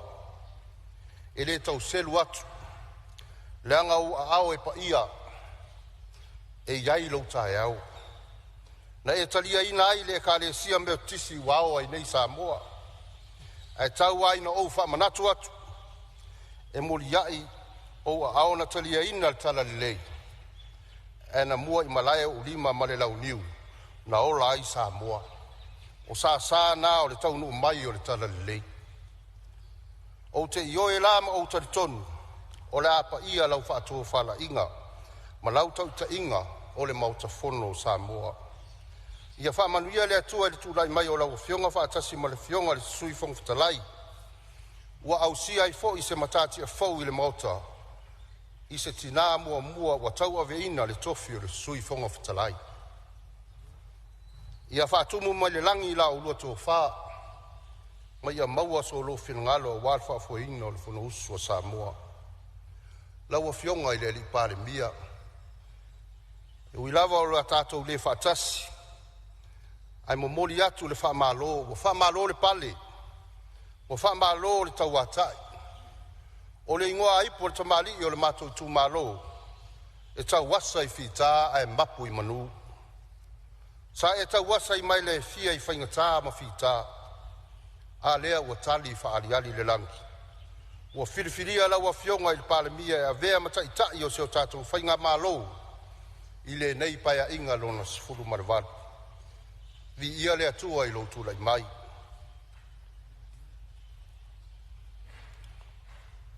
O le ala i le pule o le tautua. Ia whaamanuia le atua i lo tūlai mai. Ia whaamanuia le atua i tūlai mai o a o lua fionga i sui Palemene. Ma le kapeneta, ma le mamalu i le whainga malo o le whaatuatua i le atua Samoa o tasi. Ia lau a fionga li taitai o le tua ngai, ma lau sunga li sui taitai, ma le nei tu o loa ngai a le whainga malo, ma sui mamalu uma tutu atasi. Mana tua, o le tātou tiu te whai tua ngai, o le whaatupula ia lea, ma whaatu mawina atili tā ua o whainga whaatemu kalasi. When we do hold this government to account, it is the underpinning principle of democracy. When we do it in a constructive and a respectful manner, o na maua lea o se mapusanga o le atunu. O le tātou tua lalo, tau langa i mele lei ma le langolango sua i le whaapaole.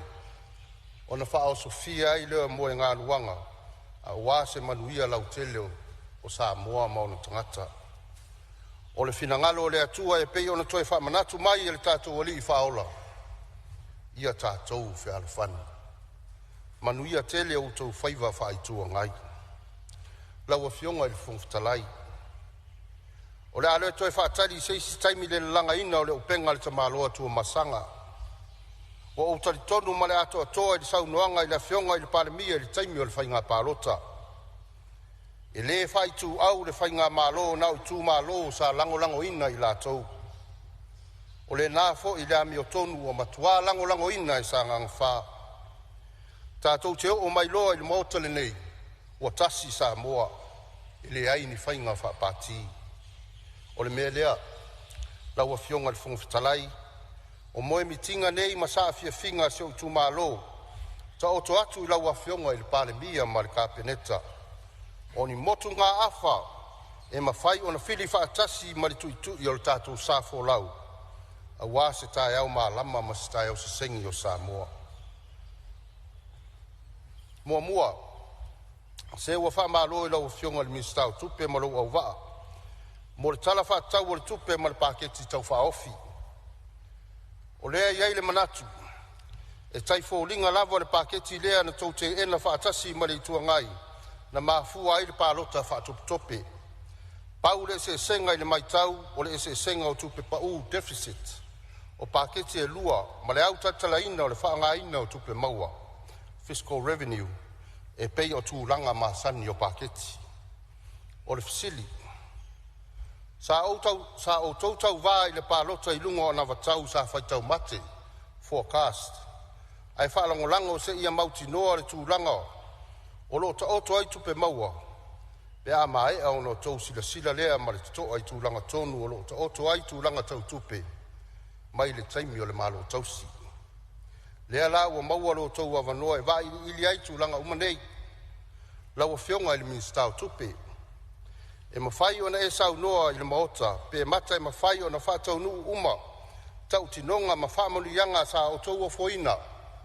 I le taimi o la o tau campaign I tono le valu masina. Lea ua whaatulanga mai e whaatau o le tupe. I le tala whaatau o le tupe. A whai e le ai. E mawhai o na e sau noa po a ana watau o le a ave iai le whaamuamua.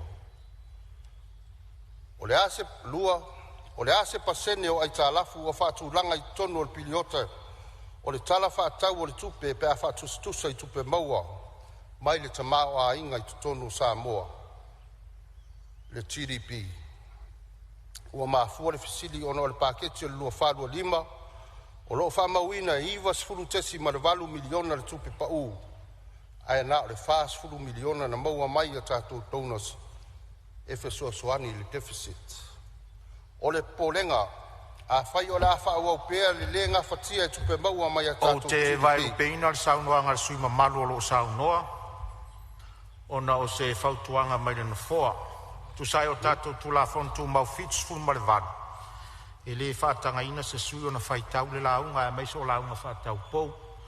Ai ma whai lava ona e tangatanga iai vaenga o loo whaasolo iai le tāpenanga. Ia ona saunoa le iai ma le nganga whaaloalo.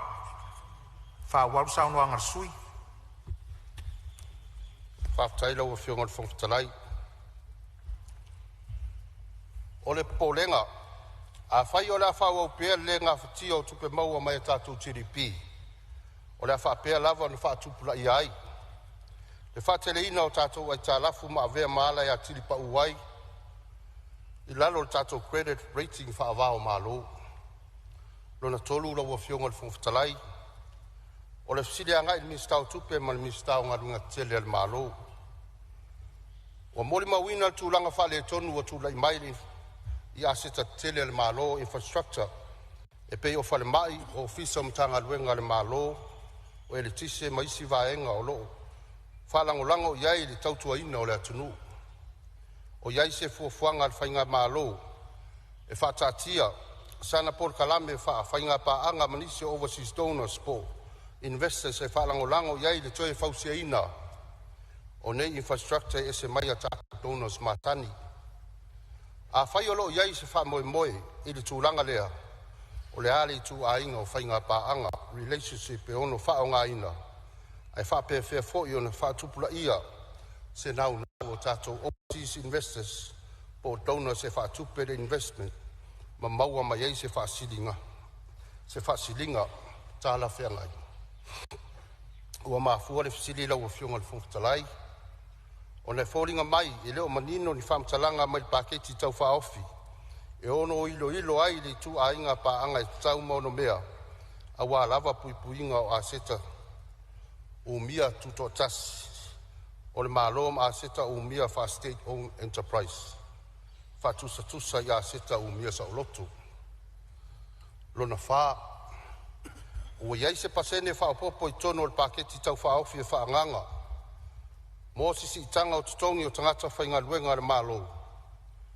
Ina ia tau mo whai ai foi. Ina ia tau mo whai e fo ia ai. E o tātou tangata whainga luenga o lava to mai maleanga vaa i ngā luenga i Samoa nei. O ngā luenga wha vai taimi. Sila lau fionga. O le Samoa malona nā tura i sa ili malo mo a inga. O nuu male ngā luenga le atua. Tātou te whiua tāu fiofi mai o tātou tangata whainga luenga ale malo.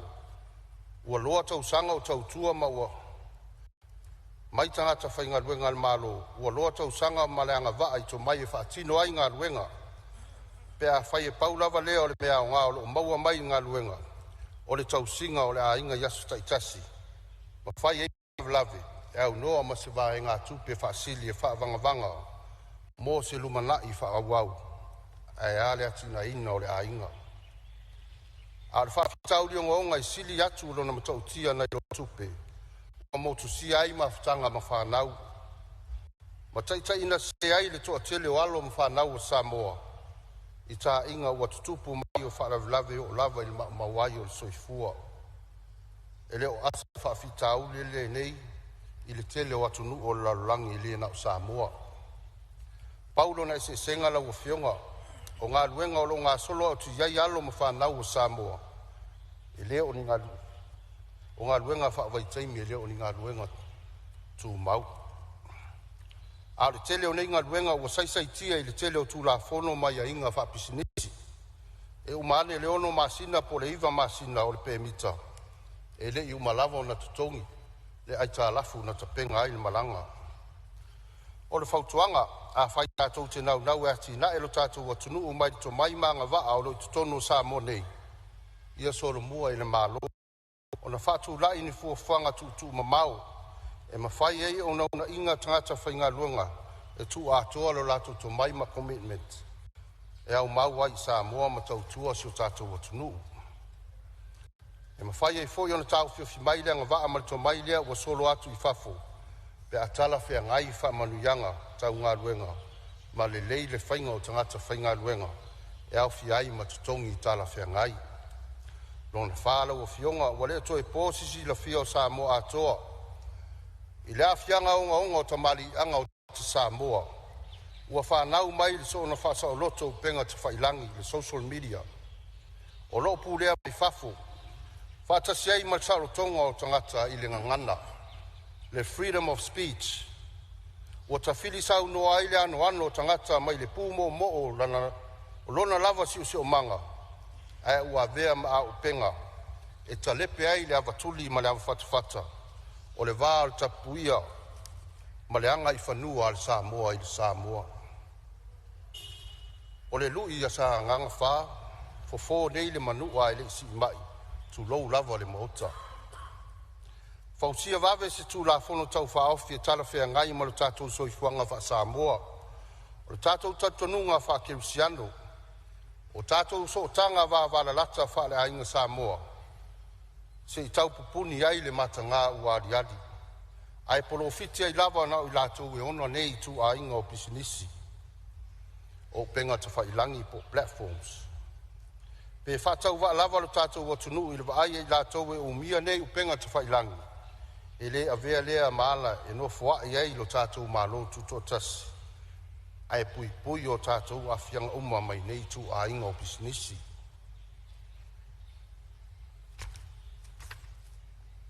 Ia, ua manatu, ua lava ia motu ngā afa mai seo i tū malo. Ai le mawhai o na whaangaloina le whaftai mo na i o a inga uma. E le ngata i tono seo i tū malo, ai whapea se foi. Ia tunu e mamao. Ua le aise mea ngata ai le loto ua malie. Ua malie le papa i ngala, ua malie foi le whaatolotolo ngā tama. Ua malie foi le taelenga tausala. Whawhetai tele lava. Whamanu ia tele le atua ia o tō uma. Mo seo wainga seo tō lua ma seo whanau, whawhetai le tali manao. Whawhetai le loto tele, tātou whāfoi whātasi le vi inga I le atua. A wā o ia e ofu I vi inga e le o tātou. Ia laua fionga le fonga whatalai, o le aseu I whanua le vaa o le I tūmālo le nei. A wā so mātou sao I le tala whaatau o le tūpe pei o na wholosia I le mauta. Ai o te wha malulu watu. Masu watu vai malu I puenga I laua fionga ma le pai o le ni mauta. Ai mai se Samoa o lo mai moa whafonga tapua I mai. Pea whai wa iei se pati o sala ma se ngana wa le tau tamali I la o tau whafonga. Wha ma ngalo mai le nei tu malo. Laua fionga le fonga whatalai. A tātou tau mawai le ni yaso. Wa lava le mawaenga Yesu I lo na usoo. Tātou tau mawai ai. Ia tu mau le whea fani tono le ni mota. Ia tu mau le whea fani o lana whanousu. Ia tu mau le whea fani o Samoa. So I fua ma ia manuia. Ua whamalo sao noa lau fionga sui mamalu. E foi ua whafonga le pa ia o le Palemene tu sai fo le tapenanga whamalo sa nganga whamo le sao noanga. O lo ua tapu ai mai foi le pa ia o le tu malo whamalo tapena. Ia o lo tu atu pea le avanoa nisi o suis fono e sao noa wale tatu tala whaatau le tupe. Ia ai mai se foi o sao noanga whaatau powo I la tau o lo sa uniuni mai. O le avanoa nei mo sisi suis fono.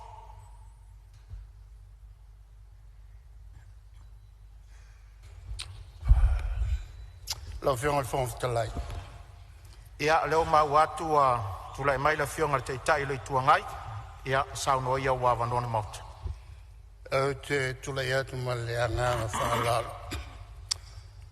E fsosani atu I lau ngā luenga. A matau mai. Tāua tele le lau whasisilanga. Tāua hoi whina ngā lo le malo. E te tāua o na vavea tātou saunanga. O na lo iei le fuafuanga I fia whamaea. Ia le tātou paketi. O le lawa tolu ia whaipule o le vaenga nei. A la eno funa whaumale la lolangi tō tele. A le malo. O le lau te tūlalo te elo fionga. A pia fina ngalo malie. A kofi whamalos mai lako. A kofi whamalos. E fsosani mai. Ia whalongo le mele usauna mai ai. Ia le sui Palemene. Aua kou ke leu ska. Ia o tau sta. Ia, malo sao noa lau fionga le teitai o le tuangai. Ia o tūlanga lava nā le tau whasoa atu o sao noanga le tātou mota. Ia o le voi tuan mota. Ia alofangia mai foi le ngā ruenga. Tātou ngā ruenga whai whatasi ui o lea. Ia leo mau atu le whina ngalo le fionga I le teitai o le tuangai. Pia ngau tau whafonga foi le lafo. Ia ma le taimi e mānawa le tātou ngā ruenga le nei aso ma le aso atai au. La lafo atu e pa I o le mota. O lo ua vanor mota mo si suis fon. Ia ua mau atu le ua tūlai mai le suis fono o nganga I fo maunga numere tasi. Nganga I fo maunga numere tasi ia o le minsta langolango forum tanga luenga tute. Sao noa ia la ua fionga suis fono. Dai la fionga le fono mo le manoa. Ai au te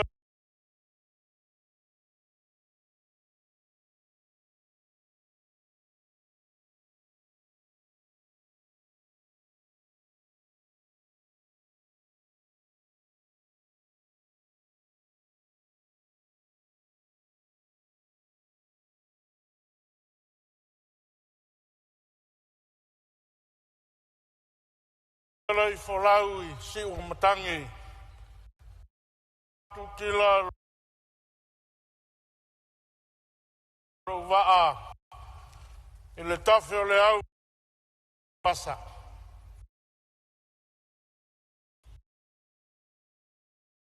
O le lilo mai ava. Na tofu ola I Samoa e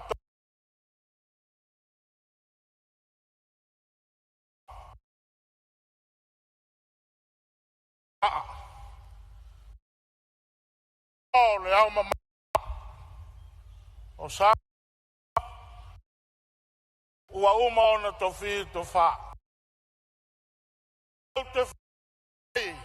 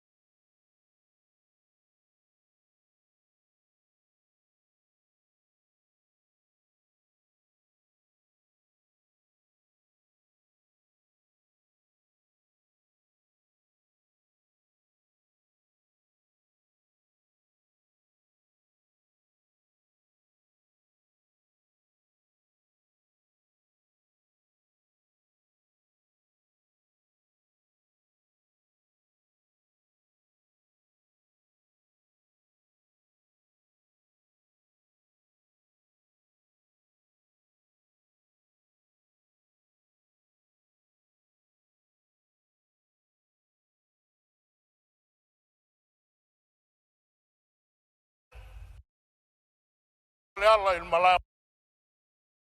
le anga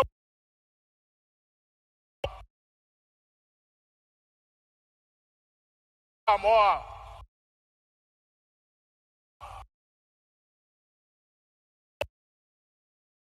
for of the sui fong of the lai alo for au yai le pale mia tinga ngase ya tu no mamau o ro mai mo mai lunga penga te fai langi talo sia le ro fo le tua ya taulu va ve se taimi to e tali mai e fa o vala wina pa tu lo le yo la wo fionga ile sui pale ai mai se le peneta ai mai se sui minista lango pa tu lo le fio la wo fionga ile tai o le tu ngai le sui tai e mai se sui mamalu o le tau vaenga fa ku fai pa tu lo voi le fionga ile sao fa pito sa tu i matangi o le ware foi o Samoa ai mai se sui mamalu uma o le Palemene o tau na filifilia mai ile filinga o le atu nu ua mawai atu o le tatou malo o tau wao vai malima a wā se manuia o Samoa pa talo fai lau sunga le fai lau tusi o le fono sui fai lau tusi ma le mamalu o le matanga luenga o le fono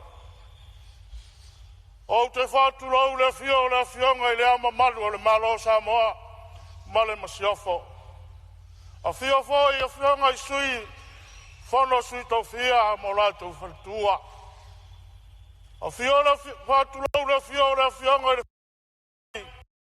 le peresa whama sinonga whanua masuafa i matamai tai o le whama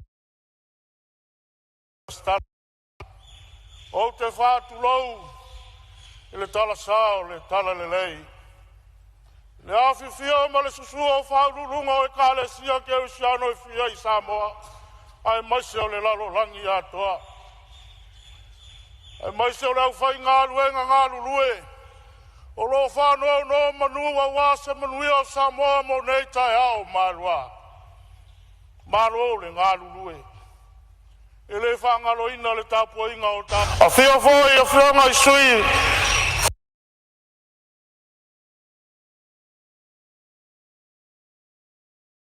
Tō motu i sasae.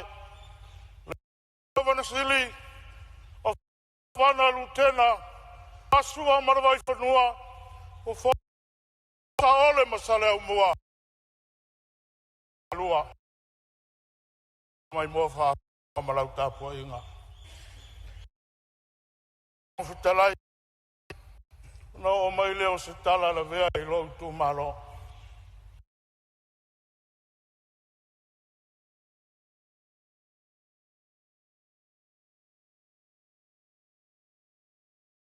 Fono sui tau fia mo lātou whanio sa ole masale au mua ma le lau niu na sae lua whātu lau i lau mai mua whaafonga ma lau tāpua inga Laua fionga ile fong fitalai. No mai le o se tala la vea I lo tu malo. Lauto fai le lio le tu lauto fai. Le tu malo nga I fo manga numero tas. Tu lo Mona. La la ta yor fitalai nga le tau asa. Ma le lau tina lau le lei. Pata lofa ila fionga ya patele petelo une o le tamao le matanga ruenga o le tamao le motu o salafai o fionga ti akono pasi o fionga ti akono Cornelio marfal pata lofa atu ila usunga le tamato ina o le pulenga la usunga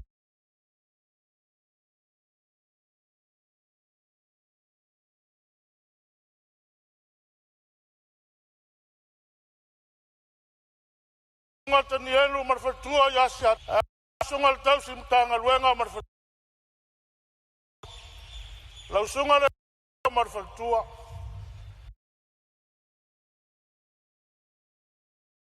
Patu le fe. Marfatua ya fa. La fifio sa fa ma inga sa mala.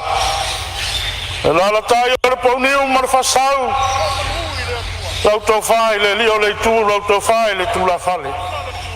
O e na mua I malai o le matua ngatongi o le vai o le dofofia. Ai ale no foi tu a inga ya sa foto. Fio taito mo nalo. Tu su a inga sa malau. La la ta I o fitalenga le tau asa. Ma le lau tina, lau le lei. Pata lofa. Ila fionga ya patele petelo une o le tamao le matanga ruenga o le tamao le motu o salafai a fionga ti akono pasi a fionga ti akono Cornelio marfaltua patalofa atu ila usunga le tamato ina o le pulenga la usunga tanielu marfaltua ya siatata la usunga le tau simtanga luenga marfaltua la usunga le pikopo marfaltua a whape fo ia unga whapaia le atua patalo whatu le whengai ngā seu nui manase la usunga piula ma le faltua ia whai me tonu maro le ngā lulue maro le soifua manuia o lo tau whanau no manui le atua Awani nganga se tele na yata wanga ina le tu malo. Mo le tua malona fina ngalo. Lo tu malo e. Pafetai. Pafetai lo tau pule na to. Leo tu la ya ile mahota Samoa. E fa tau wa ele ato to lo tau na. Au tau filifilia wa mai lo tau fatu tuanga ya te ele ngalo yola ai lo to tele la vea e tau ave o tau ile tau fa mar fa tau tanga awa o te yo matali tonu o tau la lango fatasi mau le fa moi wa mai ale fa nga palota Ole mea leo te mimita ai lo tu malo. Ole asa mai le palota mama. Ni vaenga fa ufai. Oile sui e tu lai e la lango le nu. Le ana fa lia e le asinga wa ule matou camp. Pafetai lo tu malo. O tau tu lai ama fatino. Ole monio lo tau alofa. E le ma fai ona ngalo ya te Le afionga ile fai pule le tina ya fai malo kika a kaustaos. Sa tula ile no foa le tu malo I tau sanga tele wa mawai atu. O le fau minga ro suafa o fai malo toa. Malo toa. O malo tau. Tele ni ati na ele lei. Tele ni mea tā ua sa whātino ina I lau taimi. ele ngalo lau au nanga anga le tua au yai lau fionga I whainga malolonga e mana tua foi na yuso mo seu tua whawhine sa mātou tausini o ele nei whamoe moe lau tau whaala vea iu lai tu pai matuna fisa la vea pape foi lau whtalenga timu I a kopo timu ma le tua whawhine I a tu mele sua ia malo le tausini o pe ana whai atu a uma le paloka o mai tātou a pogi whatasi neno fō le tu malo tātou tau awe whatasi ina ia manuia sa fotu ma manasi e le whaangaloina tupu matamali whale upolu a whale tua batausi o sa au matamai tai o malosi o le tu malo o lo e mapapa au I o tunu mamau whawhetai lo tau tua ai tau malele o manuia sa fotu o manuia manase ona lo tau sao ta ua o manuia le tua ia te o tau e le ngalo le maftanga sa fotu I Australia I Sydney Australia whawhetai lo tau anga lelei la vea ma la vea la vea epa ma la vea ane pale se walunga whawhetai ai mai se o tupu matamali I mo to uma sa anga lelei mai le maftanga sa fotu I New Zealand I lau awhionga pesta alo tabalelangi sa vea ai mai se foi o le tau maftanga whawhetai le anga lelei whawhetai alofa maftanga sa fotu I Brisbane Australia lau tau whale tula whale la vea whawaioli lau whionga pesta Manila Wilson ai mai se maftanga atoa paftai o lau tau pule lea e le ngalo a fia I sona vau pamanuia le tua ia te o touma o no mai leo le whaftai lau whionga le whongtelai e siau ainga lau whionga sao la vea tovi o lo he mpapa au New Zealand e mai se foi o na iau tina mau to umalama pawhetai lo tau lango ino le whamoe moe ai mai se na iau ainga I Australia I uso matua whawhine ai mai se foi o lo ainga I Safotu ainga o le Aufiro Smith ia whape foi lo ainga I Pofa whawhetai lo vea ma le vea tai lo tau whaiuso wau nei ia o ai tai au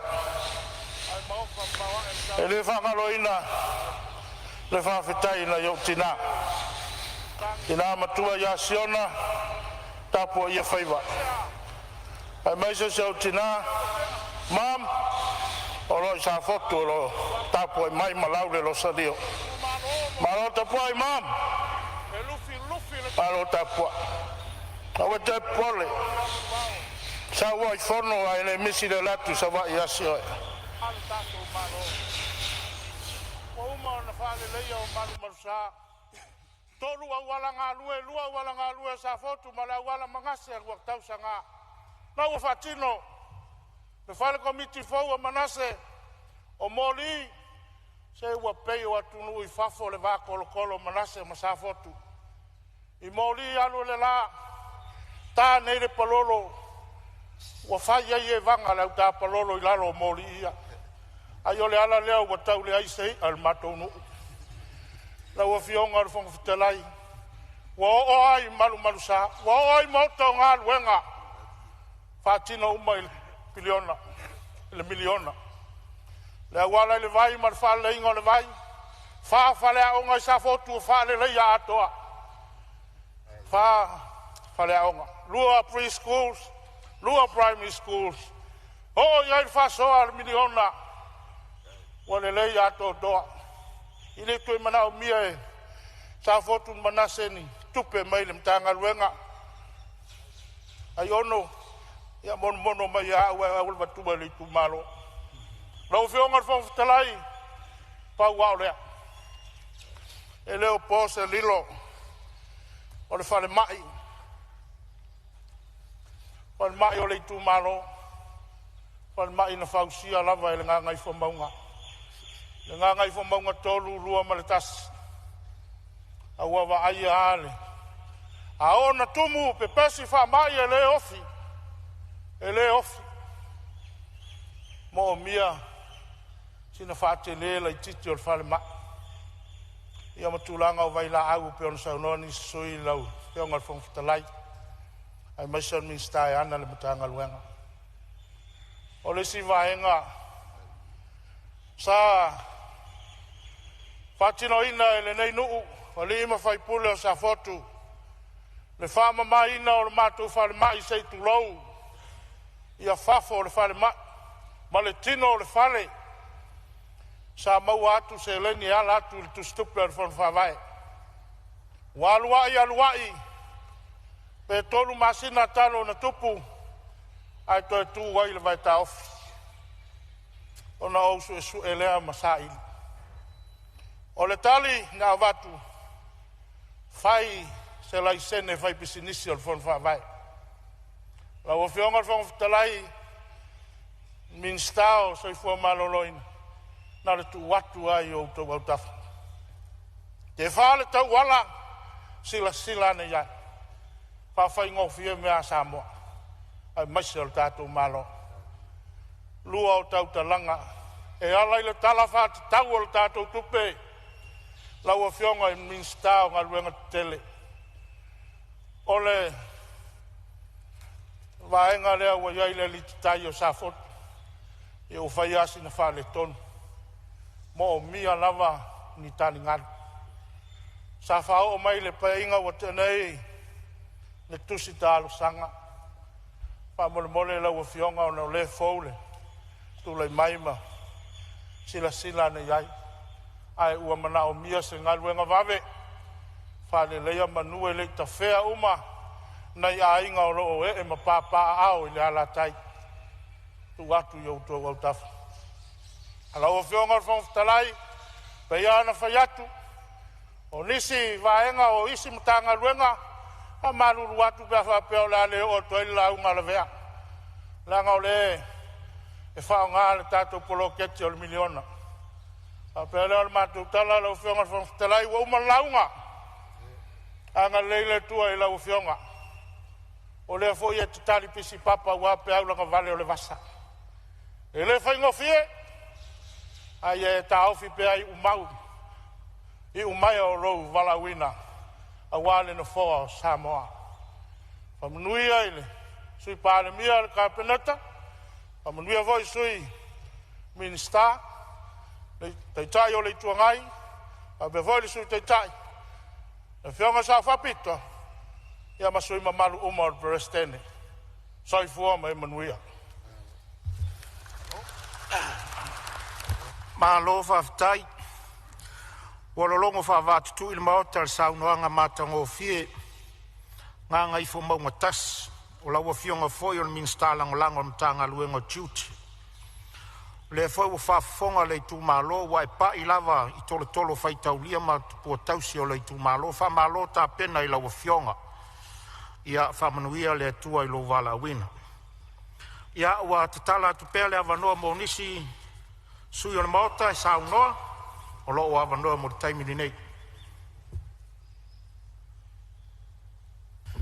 Ia, o lea o mata watu a tulai mai sa lenga lua, ia saunoa o avanoa le maota.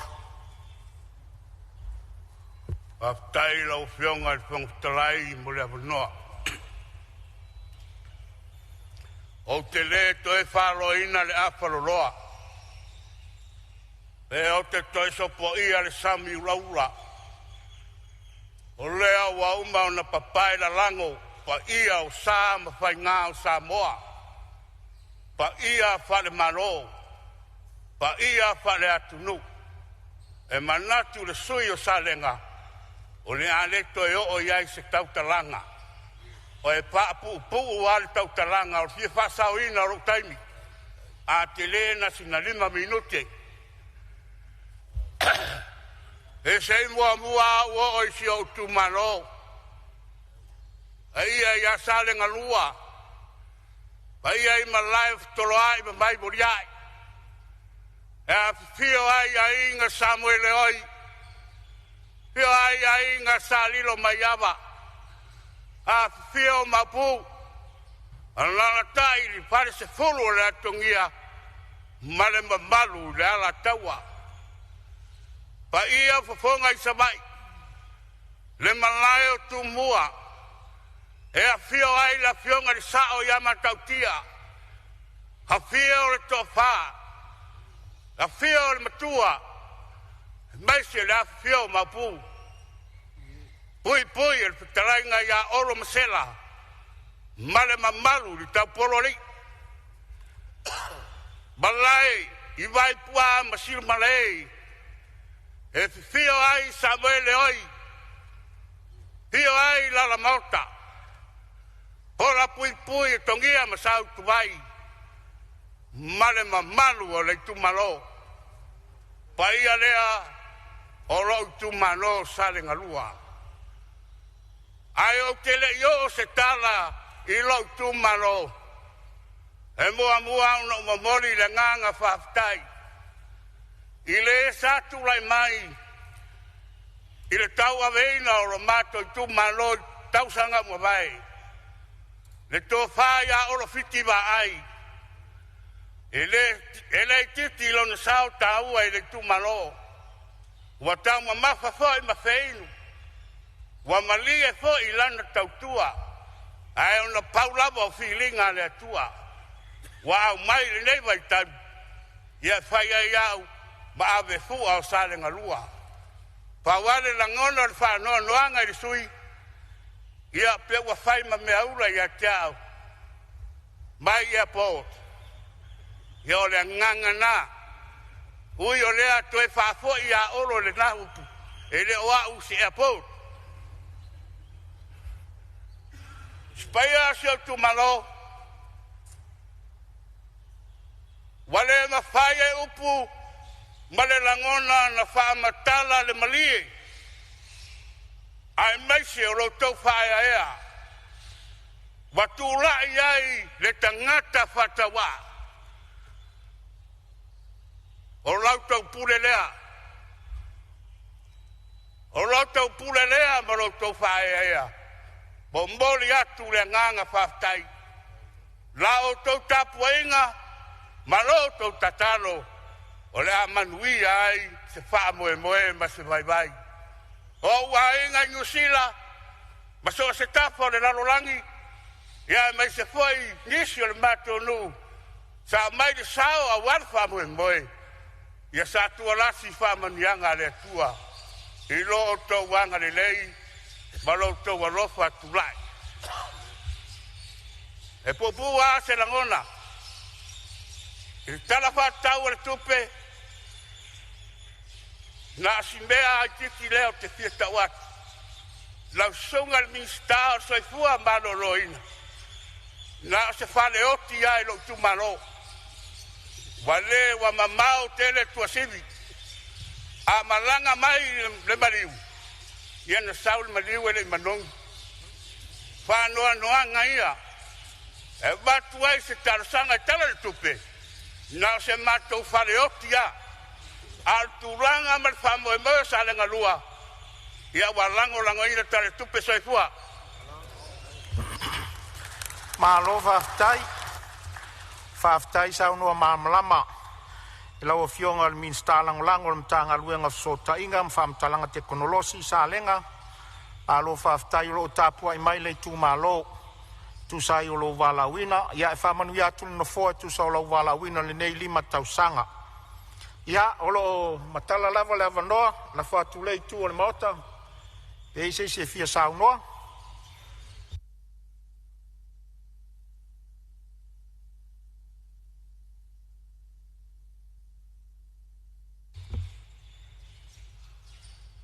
Ia, tātou te anatu la foi pitu sa le whalinga i le taimi o le tātou ngā luenga lea, i le nei aso ma le aso atai au, ia o le umi foi tātou te lauli liwinai le tala le tupe. Ia, o le avanoa le nei,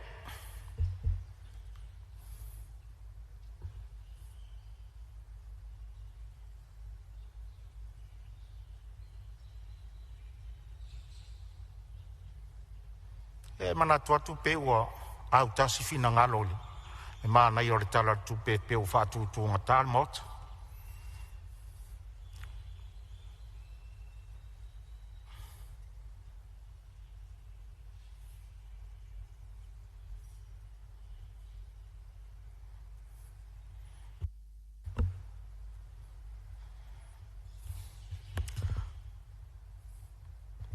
Lo tua vanoa tu per fong fitalai, lo maua pele a vanoa mo i tātou, nei mea ane o tātou taulalata atu iaso muli muli.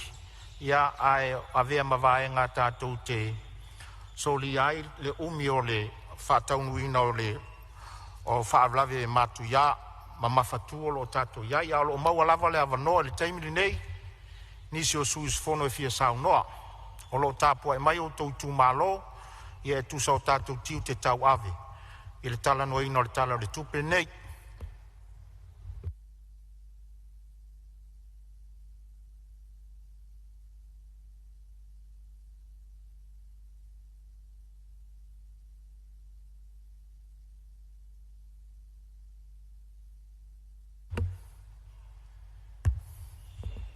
Ia, lei tua na maota. Ia o le tuangai lo fionga su te tai mali te tai o le tuangai e fa pe fo inisi su ile isa noa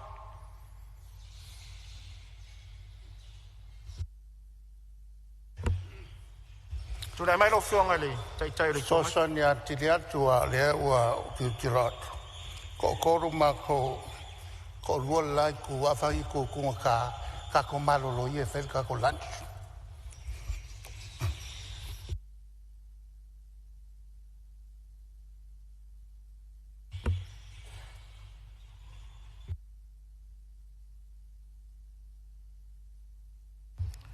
Ia, e whamaruru atu le fionga i le taitai o le tuangai, e taluai o leo whatu mai le lafu, e alanga i le whalua inga le lafu.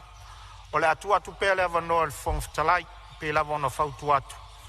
Ia, ni o tātou whatu ngā tātou lounga ngana ni whātamatama le nganga whongfitalai. A o le taimi e le toe maua ma le avanoa e le toe maua. O lo tau fina ngalo lava, e whaingo fia le tātou ngā ruenga e pe ona o whai atu le umi leo iai. O tau fina ngalo foi. E toso ai le tātou ngā ruenga. I le tūlanga leo tālo atua i le whongfitalai. Tu atu pēr le avanoa, ona e leo whaaluaina le lafo na whātu mai le fionga le teitai o le tuangai. Ma le nganga whaalualo.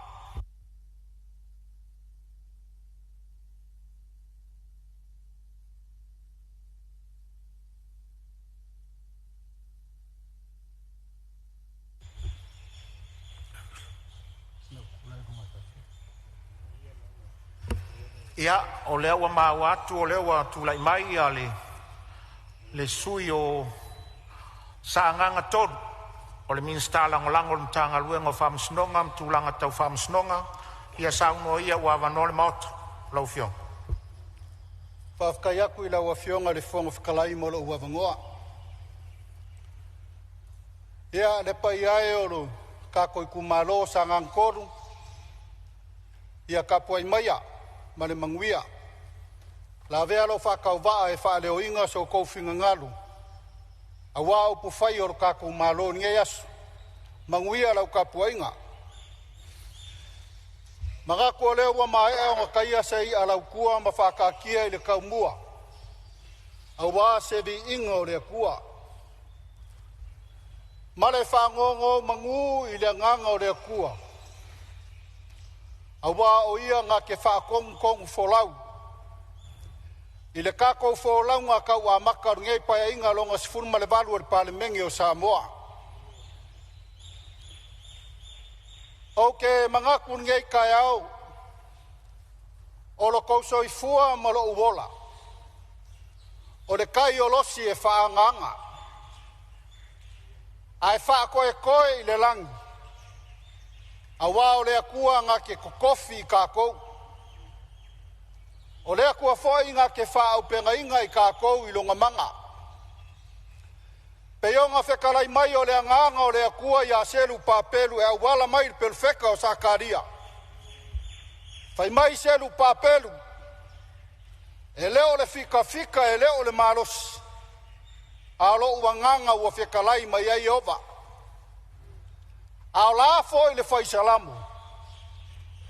Fai mai a fai ele a ki nga inga i ova le fale. E ngā lulu e fua i la kou e a ki nga. A fai fo ele leo inga i ova le ai. E maka ala fua e la kou ke leo inga. O longa winga. O lo kou so i fua ma so uola. Ka kou ke manga o mia le akua i aso uma ma kaimi uma. Ai au ke le iasa sa inga rare kai ma ula sia la ure fou. E mua nga umua i kapui le kapu a kupo e pei o whikarainga le ka okori markupu o ngā lumare manga. Mau vai sau inga makai ar ka whai koe e pei o whikarainga i le awa i uku malama awale maualunga o le kai au mareasu. Mga ko leo wa whaabao kukui pa ia ufi ngā kao Samoa i ngei kai au. O ke whaakula waku, i le fio ai o lau a fionga le fong whikalai o le Palemene o Samoa. Ai le ngaka i leo lau a fionga le sui fonga whikalai. E uinga le ngofo ia le ngofo o kawika. Ai le karkongunga o lae whaafonga ka pua i mai le fionga le Palemene whiriwhiria. Whakalofa ma whaakula waku ngei ka eo le fio mai o lau fionga le Palemene. Kai ngange foi sui Palemene ma mingi ska lango. Whakalofa aku foi le fionga le kaikai o le kuangai ma le sui kaikai. Ai kai ngange le fionga le sao whapiko ma sui mamaru uma o le Palemene o Samoa. Ma alo le soifua ma le langi e mama. Ok, whakalofa aku ngei kai au. I le fio ai o lau a fionga i leo mamalu o le malo Samoa ma lau masiofu. Kai ngange fo i sui o le fongo a sui kofia mo kou wharkua. Whakalofa aku foi. I le paia mawalunga i lau a fionga i le whamasingo sili. Pele skengi o whamasingonga o whangua ma suafa ma le mamalu o le whamasingonga. Au ke whakalofa aku foi. I le pai o kai o e kalesia e fia. I au nga kofi a le akua o lo kala whauko i a Samoa i so o se a fioanga wale akua malonga fingalo. Kai ngange fo i ulu o makanga ruenga mwhala popkonga. A whai e o sau whakalofa ngei kai au i pai o Samoa wakau. Awa pa ia lava ia wakama mainga o ainga marako kama. Ainga kupu, ainga ainga ngofo, mainga papa, mainga whaifa. Leo songa mamalu ia kumua mapule i kuau malakau ainga rekai marewa au fonki. A o fo i sau whakalofa le whakui mkama mua kele. Wakau. Mafua i sia. Ale ua poko e le fukiafu e kasi Samoa li kai au ngei. Kolou ngalar whakui o le moku ma le maru le fale ma le au kasi ma le mapu kasi. O le kama whaasau sua ma le vai whangua fo mai kulangi. Sa ole msa le au mua ma le laugiu sa elua maupu le wharanga fulu ma kumua le moku. Kai ngange fo i kama le mngua kele ma koko o le whare ula po le wharekoru. O upu i o Samoa maka mai saua po anga lenga e pauaku i malekele po pule ku. Nga malepe ai kou finga o Samoa lele waka oko ai Samoa i o ngu wao mangu mala malama. Mangaku o se lao le leifo le ngei. E o aku ai sau whakalofa. I le paia mawalunga o seo kumalo sa nganga koru. Seo ngupele i ale isaa. Pai ala vale a wale fio a inga mkapa u le ngaka leo malu i whare uporu. Whakalofa ku fo i se o a fio anga i le awa. I le pai o la lua wharangilangi kuala musalama lo lamba upu. Ka ngange a inga makulanga o a inga mari su. Ale mamalu lo la ko lua i makua whakalai ke vanga mai whale ma upu i a sale murianga. Kulonga malayola mga fuanga. O malai fai kauinga e fai kau i ai kai au whakerisiango o Samoa. Mai ka waku o lae fio ai le fionga le kai o le kale sia ka koriko i lau fionga Mosesi. Kai ngange fo i le pai o lau fai ngaruenga kofi o le kua o kala whauko i konguru ka kua fioanga. Fia wha leo inga se anganga whaafkai lo ku malo ngei kai au. Whaafkai la kou pule mara kou whaaloalo o leo o se ei ai. E ala i le kofi whai pule o lo ka koi ku malo. Wa uma whai ngā whirwhiringa Samoa. Ma vai aku polokiki e ku mau ainga e whaavavau. Ma ngaku whai ngei kai au e fia whaleo inga le nganga whaafkai. I le fionga le sa whakalaia sa la whakapingaki o le sa se eir kofi o le ku malo i keimi ua mabai. E le whai ki kia fo i le angā o le kamari i o lo ka koi ku malo e ke le angaluenga le lei sa whai. Whaafkai foi, i uso foi makama sa mako kau singio au wale kofi o lo ka koi ku malo. Ka aloa kama o le auso. Ka kou o le ainga e kasi. Mole a koe le nganga whaafkai kele iai ngai o uso sa mako kau wā.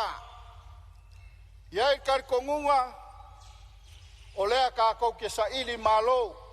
Au wā se mangui o lo ka koi ku malo maonga kangaka. Whaafkai kou pule mara kou whaaloalo. Tia whaaleo inga fo i se nganga whaafkai ngei kai au. I le awa mara whaaloalo. Mai angel whaafonga anga. Ngai o makua lo kapua i mai melponge i Australia i lau awhionga kuala marwharkua. A mai se foi o uso makua whawhinge mainga. Karikongu ia e le whai kikia ko wanga le lei. Ma le nganga sa ili maro. Ngau mangaku le ngei kai au e pungi ala ba pus wham kalanga o ngō le kuri lo kako kaimi au wale mangui o Samoa ma le anga i ruma. Nga iai leo se mangaku ngei kai au lawa fionga le whongwhikalai. O leo mai ka waku kulanga o le pakeki o le kala whakau o le kupe lua lima lua ongu. Whamalo whafkai lawa fionga le mingisika ma le mkanga ruenga. Mangako e le whai kikia e le la ikiki le kou ngā ruenga whika sa whiangai ai. Aua le lufi inga ma le whaasoa soa inga. O le kamau a inga o Samoa awa se manguia mo Samoa maonga kangaka. E ai wharekari ko ngunga o kaimi wa lava le lua whaasoa o le kaimi foi wa le lava le whaasoa. Aia ka kou whaalango i le akua whamai upo le aposkolo paulo ia kolungiku. O mea waiki o ka kou lima e whaakele le akua. Lau a whionga le mingisika o kupe ia mare kulanga o le kara whakau o le ka kou kupe. Ka kou kakalo i le akua ngake whaakele mea i o kou ao mo ma kou lima. Awa se mangui o Samoa. Lau a whionga le whongwhikalai. Tia whaaleo inga se kulanga o le.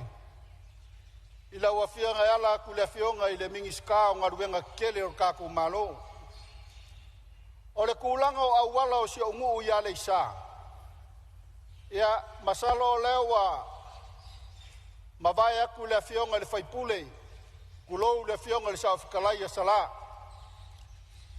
Ngō maua le kala e le kiki ngaluenga lea kamari i le kau mwhai e lau aku le suawai mo e le yo o ye suawai a le isai i ngu ua uka. Peka yange le koe kupu le mea. O leo wala kou whakarikari suakimu kulou kai au. Au wase vai kau mafa mo la kou. O anga ngafi. Mo le sila fia e la ua whionga le mingiskao ngaluenga kiri. Nga o koe alua i e o koe savali o koe kia i awala ia ma se o koe vaai i ale isa i auka. O nga o sawe le ma le mau ki ngoa. E avakur kai au ngei peka yange. O mea i o ke kalangoa koe lau a whionga le mingiskai lo ngi mea ngau whaalongo iei o mea ngau vaai ki ngoai. Ua maku alea nga whaia au wala o si o ngu ale isa. Aia kankanga ia kangaka soifuolo o ngofo ma fion papa au le kulangi dia. O le makuako a kele o a ingalaya fion papa au. E whai o le leanga o suavai. A le leanga o awala. O leo ke karosanga kuai maleanganga whaaloalo o kai au ngei. Se i liuliu iei le kofai la ua fionga le mingisika wha mole maleanganga maulalo. O se o wafionga o le au waa ia. Nga o se au wala o lo anga i whare a onga o lo ngu i le au waa. E fia wha ka inga wha mole la wafionga. Onga o le mai kauaku. E kusa leia au wala i o alisama le au wala le whare a onga o le au waa. Uanga o le sua ka kia i vai anger kai au. Onga wha pefu wha soro a koaidea. E vai mar wha ngongoa a kau whekuri mai wha ngau a onga i kai au mangai ka ngaka whai ngaruenga. E o mai wha koa umanga wha maru o lai mamai o kui kaile mei road o me wha kari ele pasi. Ua maku a parpala vai anger kai au. O le mea lea wha manu mole le pa ia o le kako lau a whionga le whong whikalai male mingis kao ngaruenga keli. Ia kaua inga whakakiange o au kawha wha mole. E liu iei le ko whai au wala ma le suawai o se o mako ngu e fia wha le leia. Ar kulanga le kalo le kuper kai au ngei. Ua wha mari e inga ma io inga malangolango inga le kumalo sa nganga koru. O karkongu ia e kele me e fia nga iei swa mkalanga i ki ulanga o aki nga e kele. O kulanga o whale a onga e maise foi o ele. Ale a ka oko aku ila ua whionga whong whakalai mare marole o mingiska e fua iei la kou whakau. A iei karkongunga o ngei kai au ia o le kai au le vi inga i lea kua mare whawhakai i lea kua o leo wakako fisila wha i ngei aso mua mua le whonga usu a Samoa. Kawia ingo whapea ku la ua whionga le whong whakalai whapea le sui whonga whakalai alofa lea kua whafuru mai le langi la dua kou wha a wār kau a veingo le ngofoa ma le maoko al Palemene o Samoa. Alofa ngia lea kua lua whionga i sui Palemene a le ngaka i leo mingiska, sui mingiska o le whionga le kaikai o le kuangai ma le sui kaikai le whionga le sa whapiko ma sui maru umo le maoko al kai au ngei. Anga le lei lea kua ma maua le ko wha a wāre whauwhawinga mo se manguia o Samoa. Manguia ka ko whonga usu ngei kai au me le nganga whaalo alo. Ua whamalo sau noa leo whionga ni minsta langolango le mtanga luenga o whamasnonga mtulanga tau whamasnonga sa nganga tolu whamalo ta pena tu sa le sau noanga matango fie ia o leo mau atu le whonga whatalai tau whaialu o peni o minsta e whamau talo sanga le tu malo ma le nganga whaftai ia whamanuia le tua le walawina e tu sa i o le whamoemoe ma le sau noanga matango fie le tatu tala au tu o le tupe. Ia e manatu o lea ua toe au ni nai minute tatou o tatou malolonga masani o lea ori. O le mea lea, ia u te whasi silatu, ua whatatia ese tau numanga le fono au au whai tu la fono, se au lia le tu la e lua i lea ulu nei.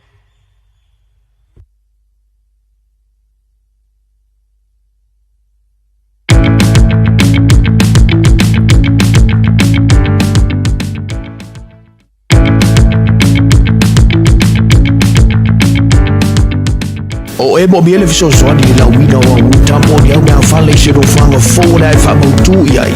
O lo iai le loli a lau le jopo o le misia mo whai ona haia. E fiso soani ia enjoy.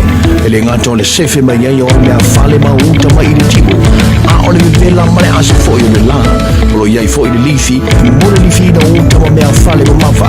Whao so tairi numera, fitu di mavalu o valu o. O le e-maili, Corey@fmradio.ws